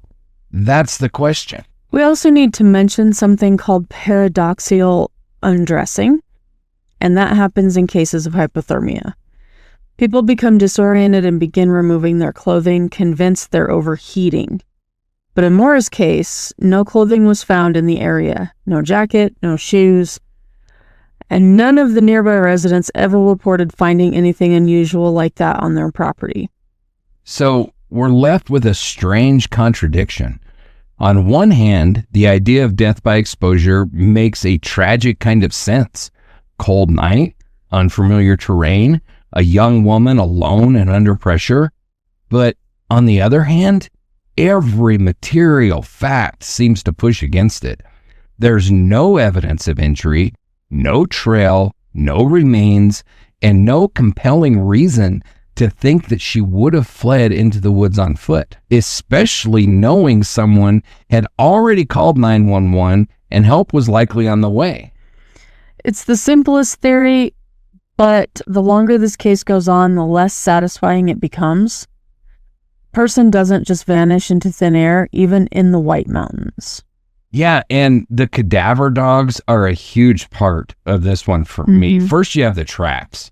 If somebody walks in the snow, you leave tracks. Tracks don't just end. If you're from an area where you don't get snow, believe me, you don't walk through snow without leaving tracks. Dirt, mud, anything. Possible. And then you have the cadaver dogs, and they searched all over that area. And if she would have wandered off, she wouldn't have gotten very far before she would have most likely succumbed to hypothermia. That's cold. 15 degrees. Yeah. And she's in like tennis shoes and jeans. So she's in trouble pretty quick in that situation. So she's not going 20 miles like that. I just don't see it. And so those cadaver dogs, they would have found her. But even more pressing is unless she like flew for a few hundred yards first, she didn't take off into the woods. And that leaves us with a darker possibility. What if Maura didn't disappear because of a crash or cold or fear. What if she was taken? Because while the death by exposure theory may feel logical, the abduction theories, particularly those involving strangers, account for something this theory never does: the total and permanent erasure of a person from the face of the earth. Mm-hmm. If Maura Murray didn't run away and didn't succumb to the elements, then we're left with a chilling third possibility, one that has haunted her family, law enforcement, and online investigators for over 2 decades, that someone took her. This is the stranger abduction theory. It posits that Maura was not in control of her disappearance, that instead, in the dim, freezing minutes after her Saturn struck a snowbank on Route 112, a predator happened to be in the right place at the worst possible time. And John, this theory doesn't just live in the realm of speculation. It explains one of the most disturbing facts in this case: how a healthy 21-year-old woman could vanish from a crash scene within minutes, with no trace. No footsteps in the snow, no cries for help, no sign of where she went. So, let's go back to that timeline again. 7:27 p.m. Faith Westman calls 911 to report a car off the road. She saw a figure moving inside or near the vehicle. There was no mention of intoxication, though that detail was speculated by others much later. And at sometime between 7:30 and 7:35, Butch Atwood pulled up and has his conversation with Murray, and that's when she lies and says that she's called AAA. And so by 7:46, Officer Cecil Smith has arrived, and Maura is already gone. So we're looking at a window of about 3 to 10 minutes from the last confirmed sighting to the moment police showed up. And that stretch of Route 112 with banks of snowbanks and pine trees lining the road provided cover, isolation, and opportunity. Exactly. One theory is that someone happened to be driving by. Maybe they saw Maura's disabled Saturn. Maybe they pulled over under the guise of helping her. Maybe they weren't a stranger to this kind of thing. There's no hard evidence for this, but we also don't have any hard evidence for anything else, which is why it still haunts the case. And then there's Karen McNamara's account. She says she drove past the scene at around 7:30 p.m. and saw what looked like a police SUV nose to nose with Maura's car. But Officer Cecil Smith drove a sedan, not an SUV. That inconsistency raised all sorts of speculation. Did someone impersonate an officer? Was there a private citizen already there presenting themselves as help? And we can't ignore Rich Forster, a local who came forward months later and claimed to have seen a young woman jogging or walking briskly eastbound away from the crash between 7:30 and 8. His house is only about a mile away. If true, it could mean Maura left under her own power and encountered someone further down the road, but the timing doesn't quite line up, and Forster didn't mention the sighting until months had passed, so it remains unverified. So who else was in the area that night? That's where it gets murky. Police logs don't show any known offenders in the immediate area. There were no confirmed serial killers operating in Haverhill, New Hampshire at the time. But there was a transient zone. This was a transient zone. Route 112 connects to Interstate 91 and Route 302. Routes used by travelers, delivery drivers, and people just passing through. That's part of what makes this theory plausible. And then we look at the crime scene itself. The Saturn had front-end damage. And like we said, it's consistent with a very low-speed crash, 15 to 19 miles an hour. The airbags had deployed. Can you even call that a crash at that point? I mean, technically, yes, but not really. Well, if the airbags deployed, I guess. Yeah. Okay. The driver's door was locked. It had a crack in the windshield, and the hazard lights were flashing. There were no footprints in the snow around the car. Again, just a scent trail that traveled east about 100 yards and then stopped cold. That's where the search dogs lost the trail. Which many believe suggests she got into another vehicle. If she'd continued walking, the dogs would have kept tracking her. Instead, the trail just vanished. We've got all the stuff that we've talked about inside the vehicle, and we've got that weird-ass rag in the tailpipe. And still missing was her wallet, her cell phone, and bank card, none of which were ever used again. There was no third-party DNA found in the car. Some partial fingerprints were collected, but they were inconclusive. No blood, no signs of a struggle, just a clean crash scene and a vanished woman. And here's the more chilling part. Police didn't treat this as a possible abduction. Not at first. The Woodsville police force had only 4 officers. No crime scene tape was used. No immediate perimeter was established. No grid search was conducted that night. Because the early working theory was that Maura had chosen to walk away. That delayed response may have cost crucial evidence. The next morning, search teams used the helicopters, the bloodhounds, all of the stuff, and came up empty. The scent trail, like we've said, it just ended abruptly. And nothing has ever been found in that 20-mile radius that was scoured for the next several days, years, and even decades. Like she was just picked up by her hair. And yeah, I mean... a giant hawk flew through. Alien abduction. Yeah. Yeah. I was going to say that, but I always say that, so I decided not. So you left it to me this time? I left it to you this time. Thank you for sure. filling in for me. So some people believe that if Maura got into a vehicle willingly, perhaps thinking it was a ride or someone helpful, she may have been overpowered once out of view. If the person kept driving, they could have crossed the border into Vermont in under 30 minutes. It's also possible that the person never intended to take her far, that she was taken locally and hidden, which brings us closer to our next theory, one involving a suspect who might not have been a stranger at all. But we can't leave this theory without recognizing how it shaped the public imagination. The idea of a predator lying in wait has become a foundational fear in modern true crime. And for Maura's family, especially her father Fred, it's the only theory that ever made sense. Fred has always maintained that someone took his daughter. From his earliest interviews in 2004 to his legal battles with New Hampshire law enforcement over withheld files, to his continued search even into 2024, he's never wavered. In recent years, Julie Murray, her sister, has kind of taken the torch from Fred a little bit, and she's really stepped out on podcasts and interviews and TikToks, and her message is clear. Maura was strong. She didn't just walk away. Something happened, and someone knows what.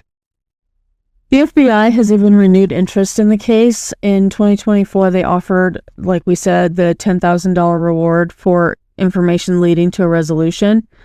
It's a weird move in a case this old, but it's a sign that they still believe someone out there knows something. We've said this before, but it bears repeating. If Maura was abducted, then the person responsible got away clean. No trace, no witnesses, no rumors, just darkness, snow, and silence. The crash happened on Route 112, a narrow, winding stretch of highway surrounded by woods, some seasonal cabins, and long driveways that snake into the trees. For all its charm in the summer, in February, that road is an icy corridor between small clusters of homes and vast emptiness. And some believe that someone from that very corridor, someone who lived close, knew the landscape, and had the means to act quickly, was responsible for Maura Murray's disappearance. This is what's often called the local perpetrator theory.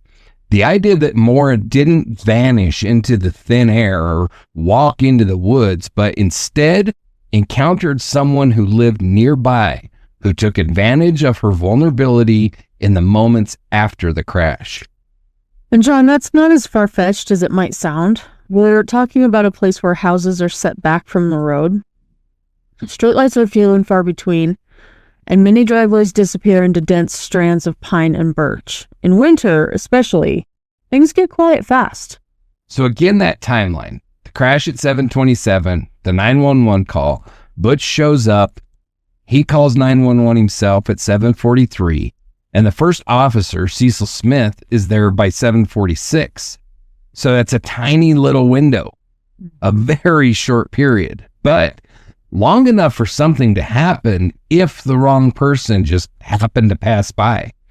And as we've discussed earlier, the scene revealed no blood, no footprints, no struggle, and none of the things. But that scent trail that ends just 100 yards down the road near our pull-off is a detail that becomes central to this theory. And it's driving me crazy. Yeah. Like literally crazy. Everybody. If someone local came upon Maura, maybe while she was walking away from the car or maybe while she waited in the dark, and offered her a ride, she may have accepted, especially if they didn't seem like a threat. And if they lived just down the road, even easier.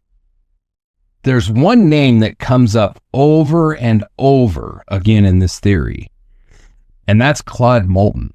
Moulton lived along Route 112 near the crash site. He was questioned by law enforcement early in the investigation, and according to public records and statements, was cleared. He had a nonviolent criminal history, mostly involving property disputes, no charges of violence, no arrests related to Maura's case.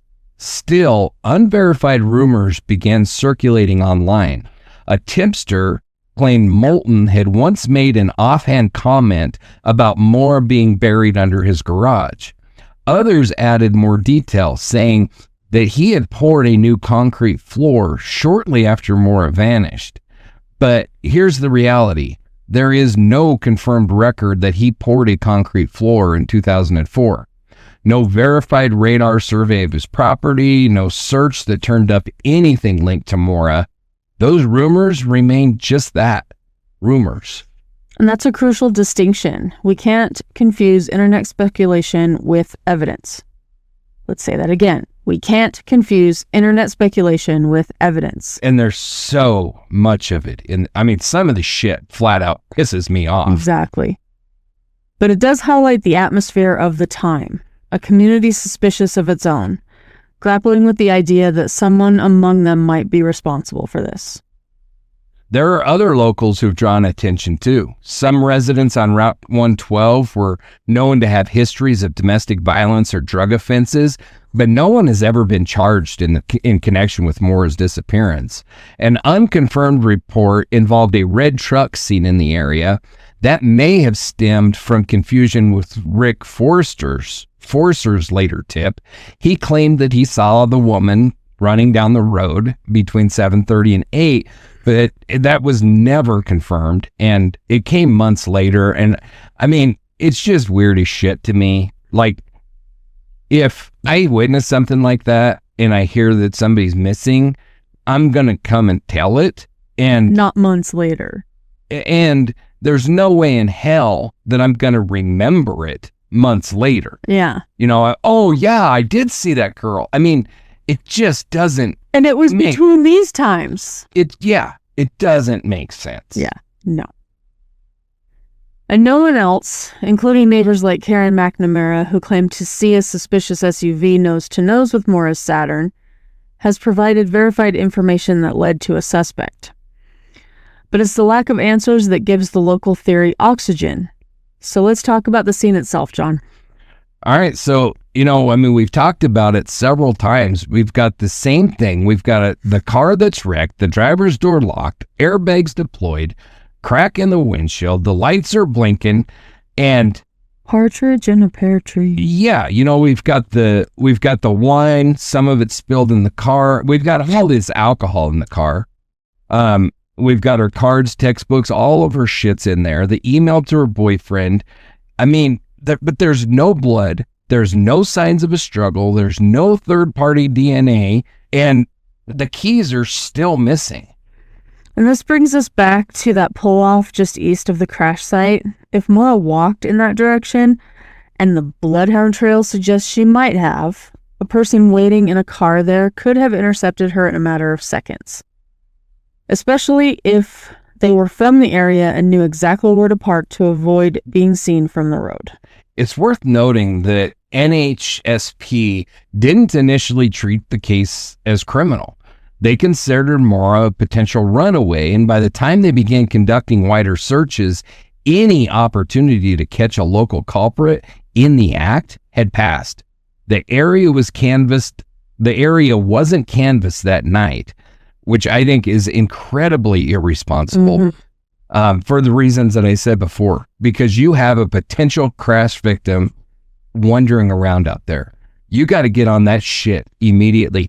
I can't tell you how many late night searches I've been on looking for victims in a car accident that we end up finding out had called somebody for help and gotten a ride, but we treat it as though somebody is wandering around out here injured until we can prove that they aren't. The fact that they just blew this shit off and was like, well, I guess somebody decided to wreck in the middle of freaking nowhere and I don't even know what their thinking could have been. I just realized we've gotten this far and you've not called anyone an asshat yet. Well, these guys are asshats. Thank you.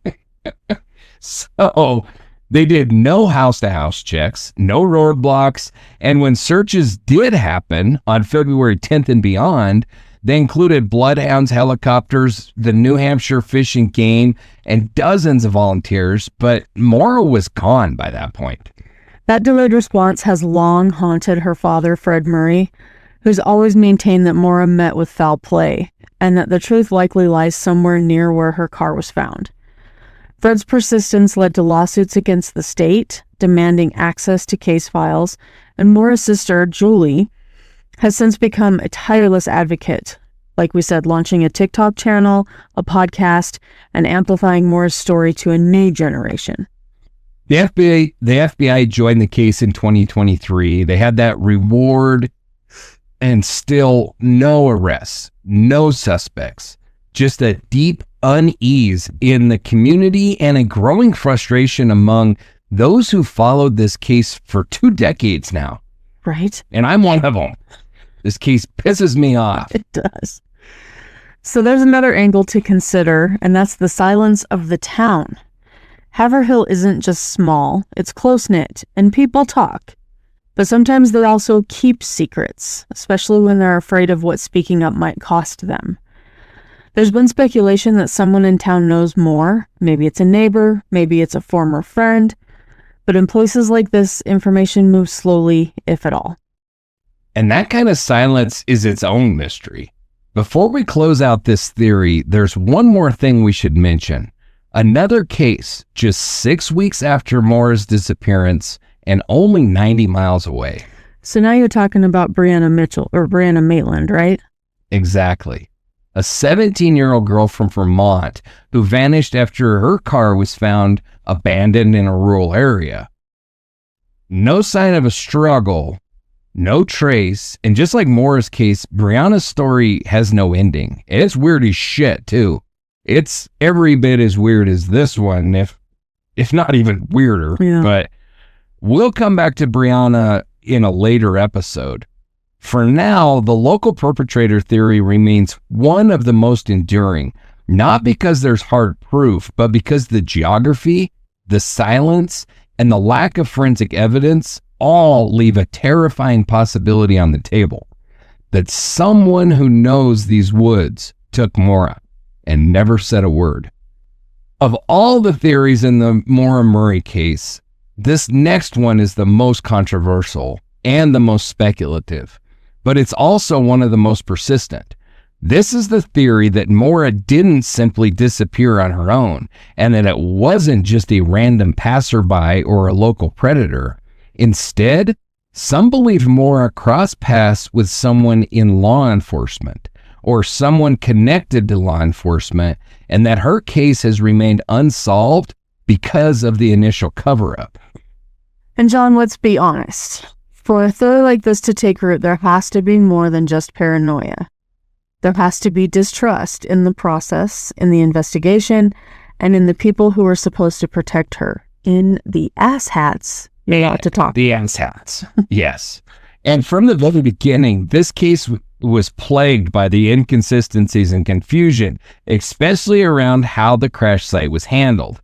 So we've got that timeline, and we're left with just a few minute window where something could have happened that had to be, at the very maximum, we have a 19-minute window where she could have disappeared. And for the reasons I've talked about and we'll go into a lot more depth on, I think it's way shorter than that. That's not just me. Most people think that it's considerably shorter than that. And so what makes some people suspicious? A few things. The crash report itself, filed by Cecil Smith, initially referred to a woman who was potentially intoxicated and possibly fled the scene. Yet, according to Smith's later statements, he didn't actually speak to Maura. When he arrived, she was already gone. No footprints, no sign of a struggle, and no consistent documentation of what he found in the car or immediately around it. And that's not all. Early on, there was confusion over what vehicle Officer Smith arrived in. Some witnesses, including the Westmans, described seeing a vehicle with no markings, possibly an SUV, not the sedan that was later confirmed as Smith's cruiser. That may sound like a minor detail, but it's taken on a life of its own online. If Smith drove an unmarked SUV, some believe, could it have been someone else impersonating law enforcement?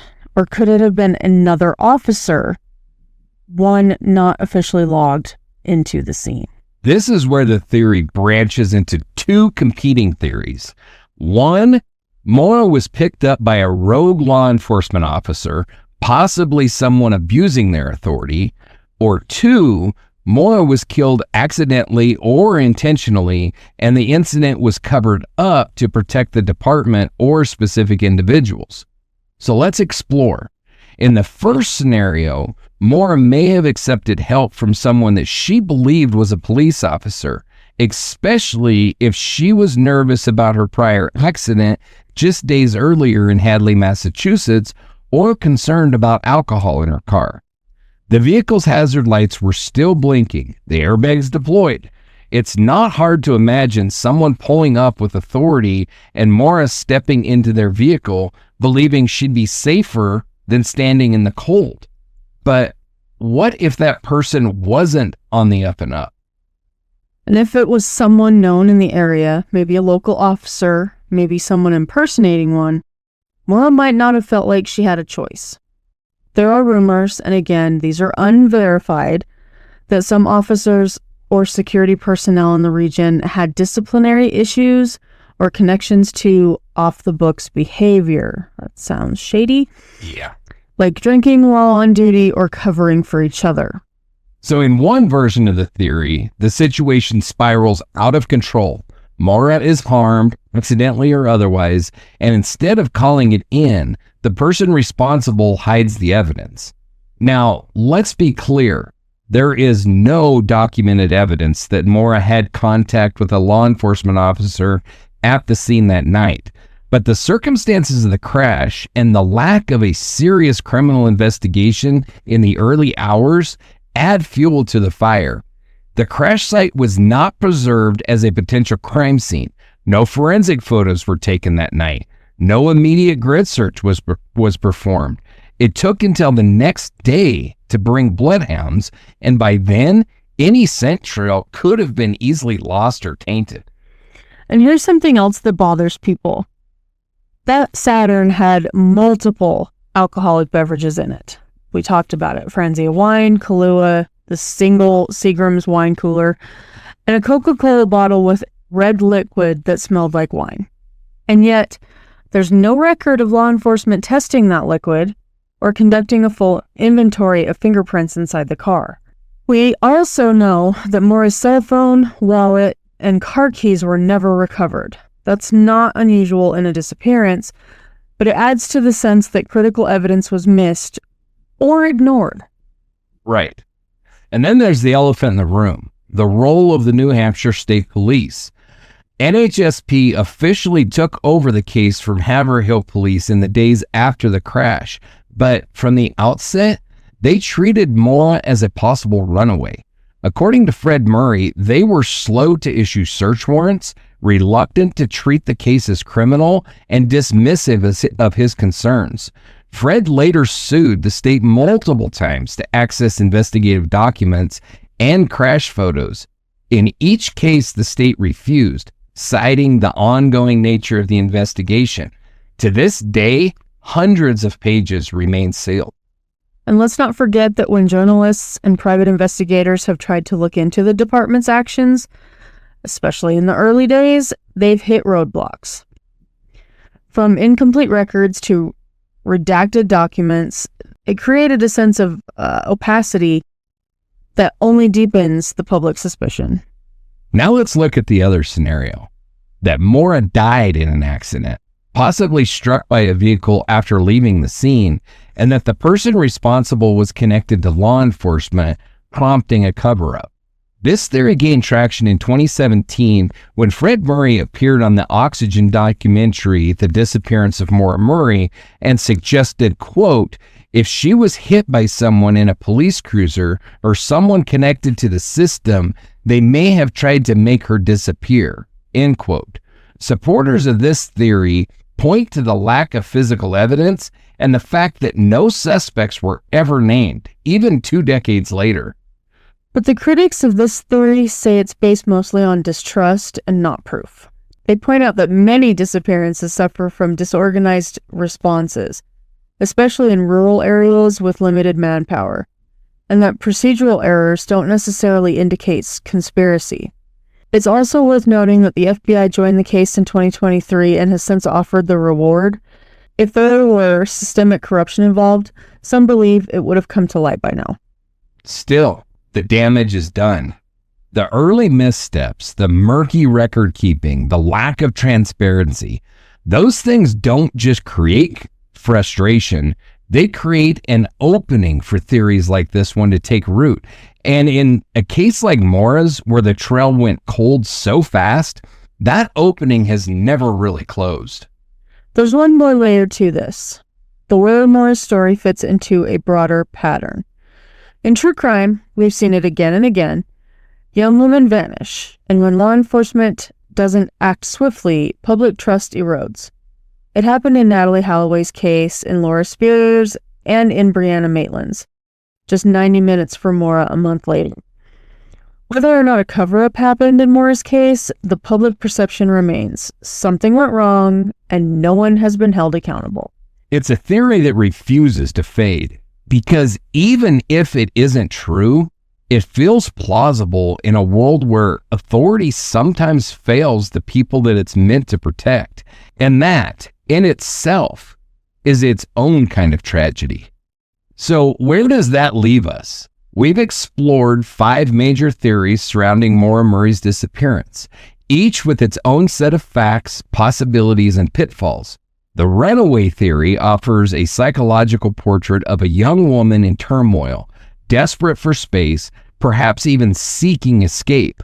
But it doesn't explain why she left so many loose ends, or why she vanished without a trace. The abduction by a stranger theory provides the simplest explanation in terms of risk and vulnerability. A young woman alone on a dark highway in freezing temperatures is a prime target, but without physical evidence, that simplicity begins to unravel under scrutiny. Then came the local perpetrator theory, raising uncomfortable questions about proximity and opportunity. Someone who knew the roads, knew the landscape, and maybe knew the perfect place to make someone disappear. Yet even that theory struggles to explain the sheer lack of clues after 20 years. The intentional disappearance theory is seductive too. It suggests a kind of control. That Maura didn't vanish because of danger, but because she wanted to rewrite her story. That theory raises more questions than answers. Where did she go? How has she avoided every camera, every social security record, every slip? Or has she? because we will be discussing someone that claims to have seen her in Canada. Ooh, dun dun dun. And then, of course, the theory that tugs hardest at people's sense of justice, the law enforcement cover-up. It's the most emotionally charged and the most difficult to prove. But the very fact that it exists reflects something deeper, a widespread distrust of institutions built on years of incomplete information, sealed records, and silence. And if there's a single thread that ties all these theories together, it's this: absence. The absence of evidence, the absence of a reliable timeline, the absence of clear communication between agencies in those critical early days, the absence of closure for a grieving family. And that absence is why Maura's case still matters. Why people still post on forums, hike up Route 112 with flyers, and light candles every February in her memory. Because somewhere out there, someone knows something. Maybe they've stayed quiet out of fear. Maybe they don't even realize what they saw. Maybe they told someone once and that person dismissed it. But it only takes one tip, one memory to shift a cold case back into motion. And if you're listening and you know something, no matter how small, you can call the FBI at 1-800-CALL-FBI. There's still that $10,000 reward for information leading to Maura's whereabouts. 20 years is too long for a family to wait, too long for a sister to wonder, too long for a father to fight alone. So we keep asking questions. We keep re-examining the evidence. We keep challenging silence, because in the end, this isn't just about theories. It's about truth. And can I add something here? You sure can. If anybody's afraid to call the FBI, get a hold of us and we'll do it for you. Absolutely. Yep. And so, I mean, this is a good time, I think, to ask.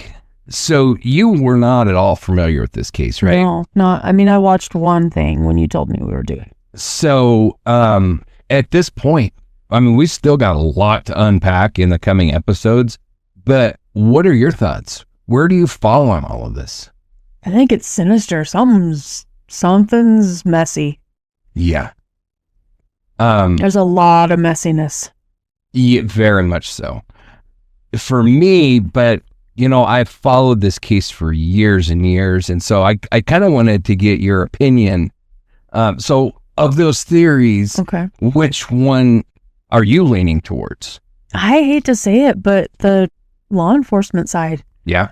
Like somebody pretending to be, or there's a dirty cop somewhere, because sadly we see entirely too many of those. And yeah, this is why you come up with colorful names for people.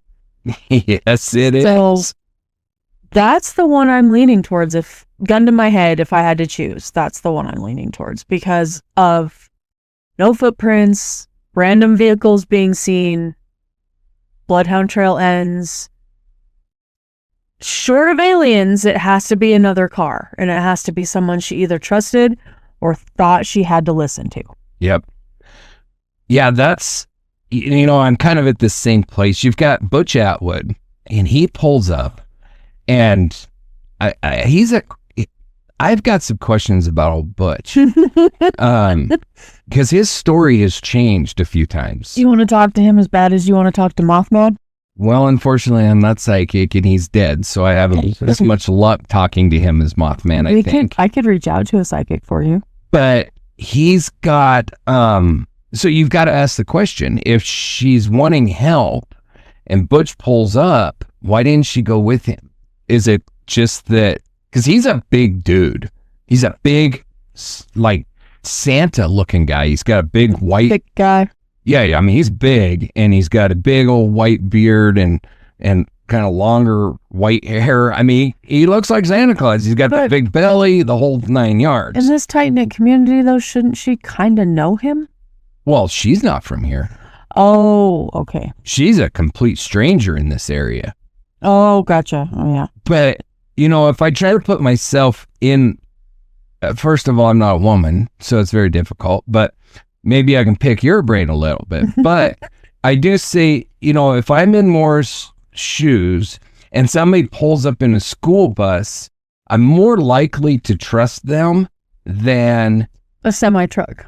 Sadly, but true. Yes. Yes, absolutely. Or a random car or a motorcycle or, yeah. Because, first of all, it's a school bus. It's a school bus. The county, and I'm guessing here, but I know that 95% of the counties, even in 2005, did background checks and stuff for employees that had anything to do with children. Yeah, these people are allowed to drive our kids, so I should probably, in theory, be able to trust him. Right. So you would think if she was going to accept a ride from somebody, she would have jumped in with him and just went to his house. And if she was in a situation where she was going to accept a ride from somebody, why didn't she just walk across the street to the house that was right there? Yeah. With the people. I don't know. It's just very strange. But with the scent trail, I think we can be almost certain that she walked down. It was like 90 yards, maybe 100, and got into a vehicle. So I've got to ask myself, why did she get into that vehicle? It's either, in my mind, most likely it's not a serial killer, because the chances of a serial killer stumbling on her, she is not on the interstate.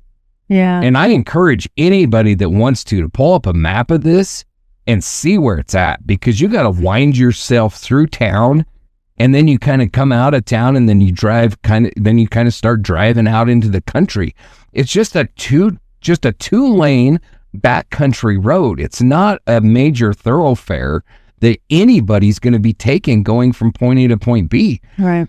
And so, the chances of her encountering a serial killer are slim to none. But how very coincidental would that have been? Right. But, you do have Israel Keys, who took advantage of situations just like Israel Keys. And we know that he was active in this area. But ew, really? Yeah. Oh, yeah. But it's so rare. It's so remote that the chances that anybody, an Israel Keys or any kind of serial killer, stumbles upon this girl and kills her. I don't know. It's possible, of course. Yeah. But boy, that's a leap. Possible. Or you've got a local, but what is there to make her trust that local over Butch? Do they have a female with them? Are they closer to her age? Either are they in a uniform? And that's the next one that I was going to. Sorry. No, that's fine. But just for the local non-law enforcement related, something would have had to make her trust them more than going to a house nearby, or more than going with Butch, who was going home. His wife was in the house. So it's very unlikely that Butch is involved in this, just because, unless his wife is involved too, which, anything's possible, but that's a pretty damn remote theory. Are they both gone now? Butch and the wife? I believe the wife is still alive, but Butch is dead. But something made her trust somebody. And so I could see it. I think I could easily make an argument that if I'm a 21-year-old female and this big, burly, older guy with a white beard and stuff pulls up, I might be a little bit hesitant. But if a younger guy that's a college-age kid like me, somebody I can relate to, pulls up, I might be more inclined to get into the car with him. Yeah. So I don't know. And then the last one where I'm at is the final one would be the law enforcement connection. Somebody in authority. And as we dig into it and look more, the woman that witnessed the SUV was very clear about what SUV she saw. It was the local police department SUV number 001, period. She is very clear about that. Right. Very clear. She knows exactly what SUV she saw. And so there's been some weird kind of changing of stories there to where now Cecil Smith says that he was in that SUV and that's why she saw it. But like I say, we'll dig into that deeper. But I'm not saying this is what happened, but if that is what happened, it would not be the first time that a law enforcement officer has kidnapped, raped, and murdered a woman. Sadly. And used their authority in order to accomplish it. Mm-hmm. There's been multiple instances of police pulling women over and then taking them to a secluded location and doing bad things. It's sad, but it's true. And so for me, and all of this will become more true as we dive into this entire mess, but for me, it's one of those two in my mind. It is either a local or it's law enforcement or some sort of authority figure like law enforcement, either somebody impersonating law enforcement or actual law enforcement. Yeah, that's my gut. My gut's feeling that way. I mean, I am almost 100% certain that she did not run off and start a new life somewhere. Yeah. That just doesn't make any sense. So, all right. Well, I just kind of wanted to get your take on that because I know you don't know as much about this as I do. So I just kind of wanted to know where you were sitting, and then taking the temperature. We'll probably do that throughout these episodes, and we'll see where it all comes out in the end. But for now, let's step back for a moment from the crash site, from the theories, the timelines, the tips, and focus on the person at the center of it all. Maura Murray wasn't a mystery. She wasn't a theory. She wasn't a case file on a Reddit post. She was a daughter, a sister, a friend, a student, a talented athlete, a woman trying to navigate early adulthood with all its pressure, pain, and promise. Before she became the missing UMass nursing student, she was just Maura, a real, living, breathing person. She was born May 14th, 1982, the fourth of 5 siblings in a tight-knit Irish Catholic family. Her father, Fred, worked in maintenance and raised his children with a strong sense of discipline and devotion. Her mother, Lori, was a nurse, and Maura was someone who straddled both ambition and modesty. She wasn't loud, but she was driven. She wasn't flashy, but she was fierce in her goals. And she ran, literally, cross-country track, distance running. That kind of sport isn't about ego. It's about endurance. It's about pushing through the exhaustion and self-doubt, putting one foot in front of the other, even when the road feels endless. That tells you something about her mindset. At West Point, she didn't just study, she competed. She held her own among some of the toughest young adults in the country.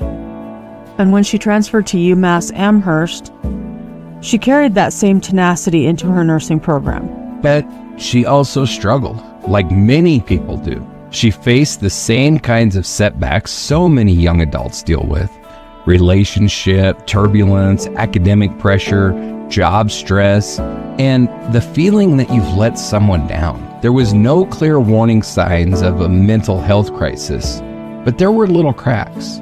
The kind of cracks we all experience when we're 21 and expected to have life figured out. And that's the part people sometimes forget. This wasn't a hardened criminal running from justice. This was a 21-year-old college student in the middle of winter, driving through a rural mountain road alone in the dark. If she were your daughter or your sister or your friend, you wouldn't ask whether she deserved to vanish. You'd ask how the system failed her. Because the system did fail her. The assumption that she ran away, the delays in searching nearby homes, the gaps in interagency communication, those things matter. Those things cost time, they cost momentum, they cost answers. And for the Murray family, it's been 20 years of anniversaries without Maura, 20 years of looking at an empty chair during Christmas dinner, 20 years of unanswered questions. Fred Murray never stopped looking. He searched those woods himself, paid for billboards, knocked on doors, filed lawsuits, spoke to media outlets, challenged the state police. He never let go.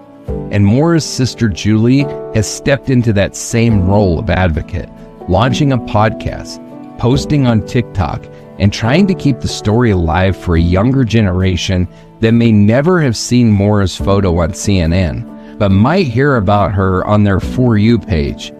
That's the thing about cases like this. They stop being just about the person who vanished and start being about the person left behind. The grief becomes generational. But so does the love.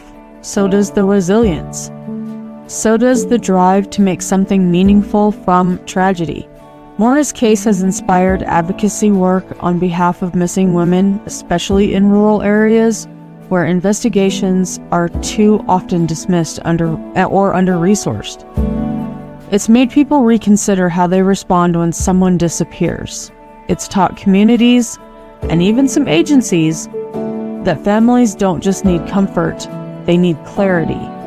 They need facts, and they need follow-up. So this episode isn't about solving the case. It's about remembering the person behind it. Maura's smile, her strength, her sense of purpose, the way she filled the pages of her life before they were ripped out. We don't know where she went. We don't know what happened, but we do know this. She mattered, and she still matters. Definitely.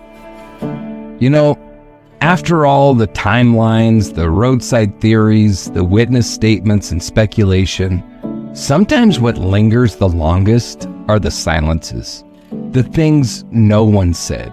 The details that never made it to a police report.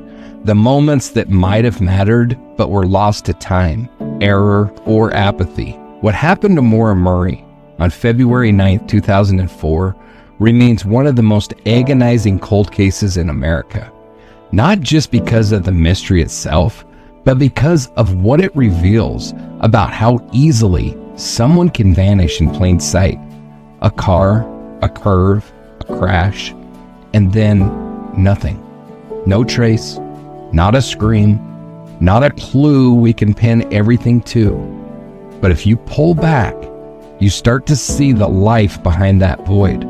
Maura wasn't a myth. She was a real woman, shaped by discipline and independence, but also by fear, ambition, pressure, and possibly shame. She was a promising student, a trained athlete, and someone who knew how to endure pain in silence.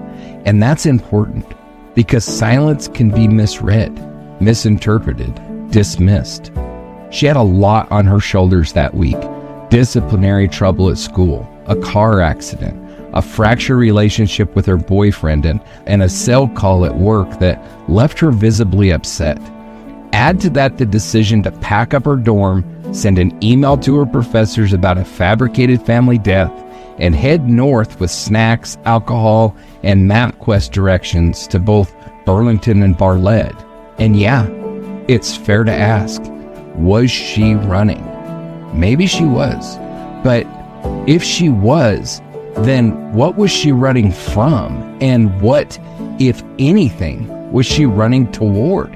Some say she was planning to die by suicide, to disappear intentionally. Others believe she was escaping an abusive situation, and still others argue she was simply taking a break, a few days to breathe and reset, only to collide with a predator or a stranger on Route 112. All these theories carry weight, but none carry certainty. What strikes me most after all these years is how small the window of possibility really is. 19 minutes at the most is all we have. A 19-minute span between Faith Westman's call and the first officer on scene. And in that time, a woman who was smart, resourceful, and determined somehow vanished in the cold New Hampshire woods. You look at that timeline and you realize it wouldn't take much. One person, one vehicle, one bad decision, and the rest is decades of not knowing. But here's what we do know. We know Maura loved her family. We know she was trying to make something of herself, and even if she stumbled along the way, we know her disappearance wasn't just a moment of chaos. It was the culmination of pressures that were slowly building until something gave. We know that even the most composed people carry burdens that we don't see, that a 21-year-old college student might smile at a track meet one day and silently plan an escape on the next, that a bright future can dim in a matter of minutes, and that some roads don't lead back. But we also know that the people who love her never stopped looking, never stopped hoping, never stopped asking hard questions. So maybe that's where we leave it for now. Not with closure, but with commitment. Commitment to keep telling her story. Commitment to push for better systems that treat every missing person as worthy of urgent care, not just passive sympathy. Commitment to remember that behind every case file is a human life, messy, complex, and worth fighting for. Maura Murray deserved more than mystery. She deserved truth. And that's our job as journalists, storytellers, and human beings to keep asking for it.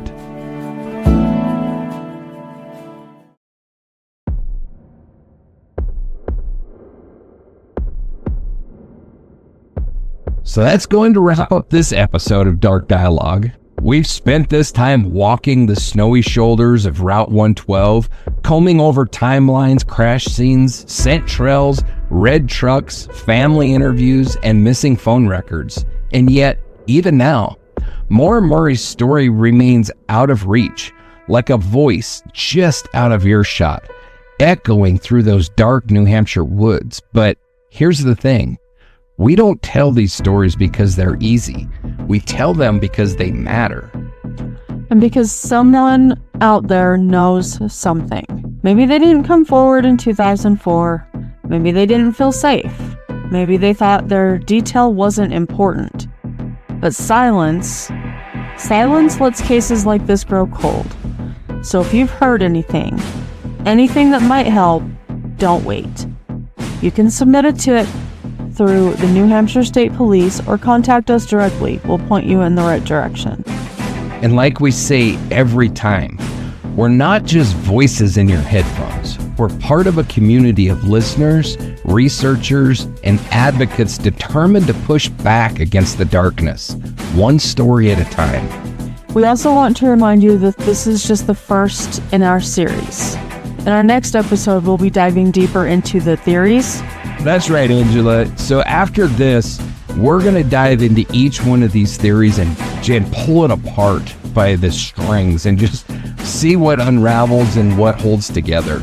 We've given a brief overview of the theories, but there's so much to say about each one of these theories that probably each theory is going to get its own episode. I don't know yet, but as I write them, we'll kind of make that determination. Maybe it'll be a couple theories per episode. Maybe it'll be one theory per episode. I don't know for sure how it's going to come out, but I do know that we need to now dive into this case and see where it all shakes out at the end. Okay, so as a reminder, you can find source links, case maps, transcripts, and bonus content at darkdialogue.com. You can also support the show on Patreon, Ko-fi, or subscribe to our Substack for behind-the-scenes updates and early access to new series. And if you've got theories, information, or personal stories to share, send them our way. Email us at info@darkdialogue.com or message us on our social media platforms. Every voice counts. Thanks for traveling this road with us tonight. And until next time, stay safe, stay curious, and keep the dialogue alive.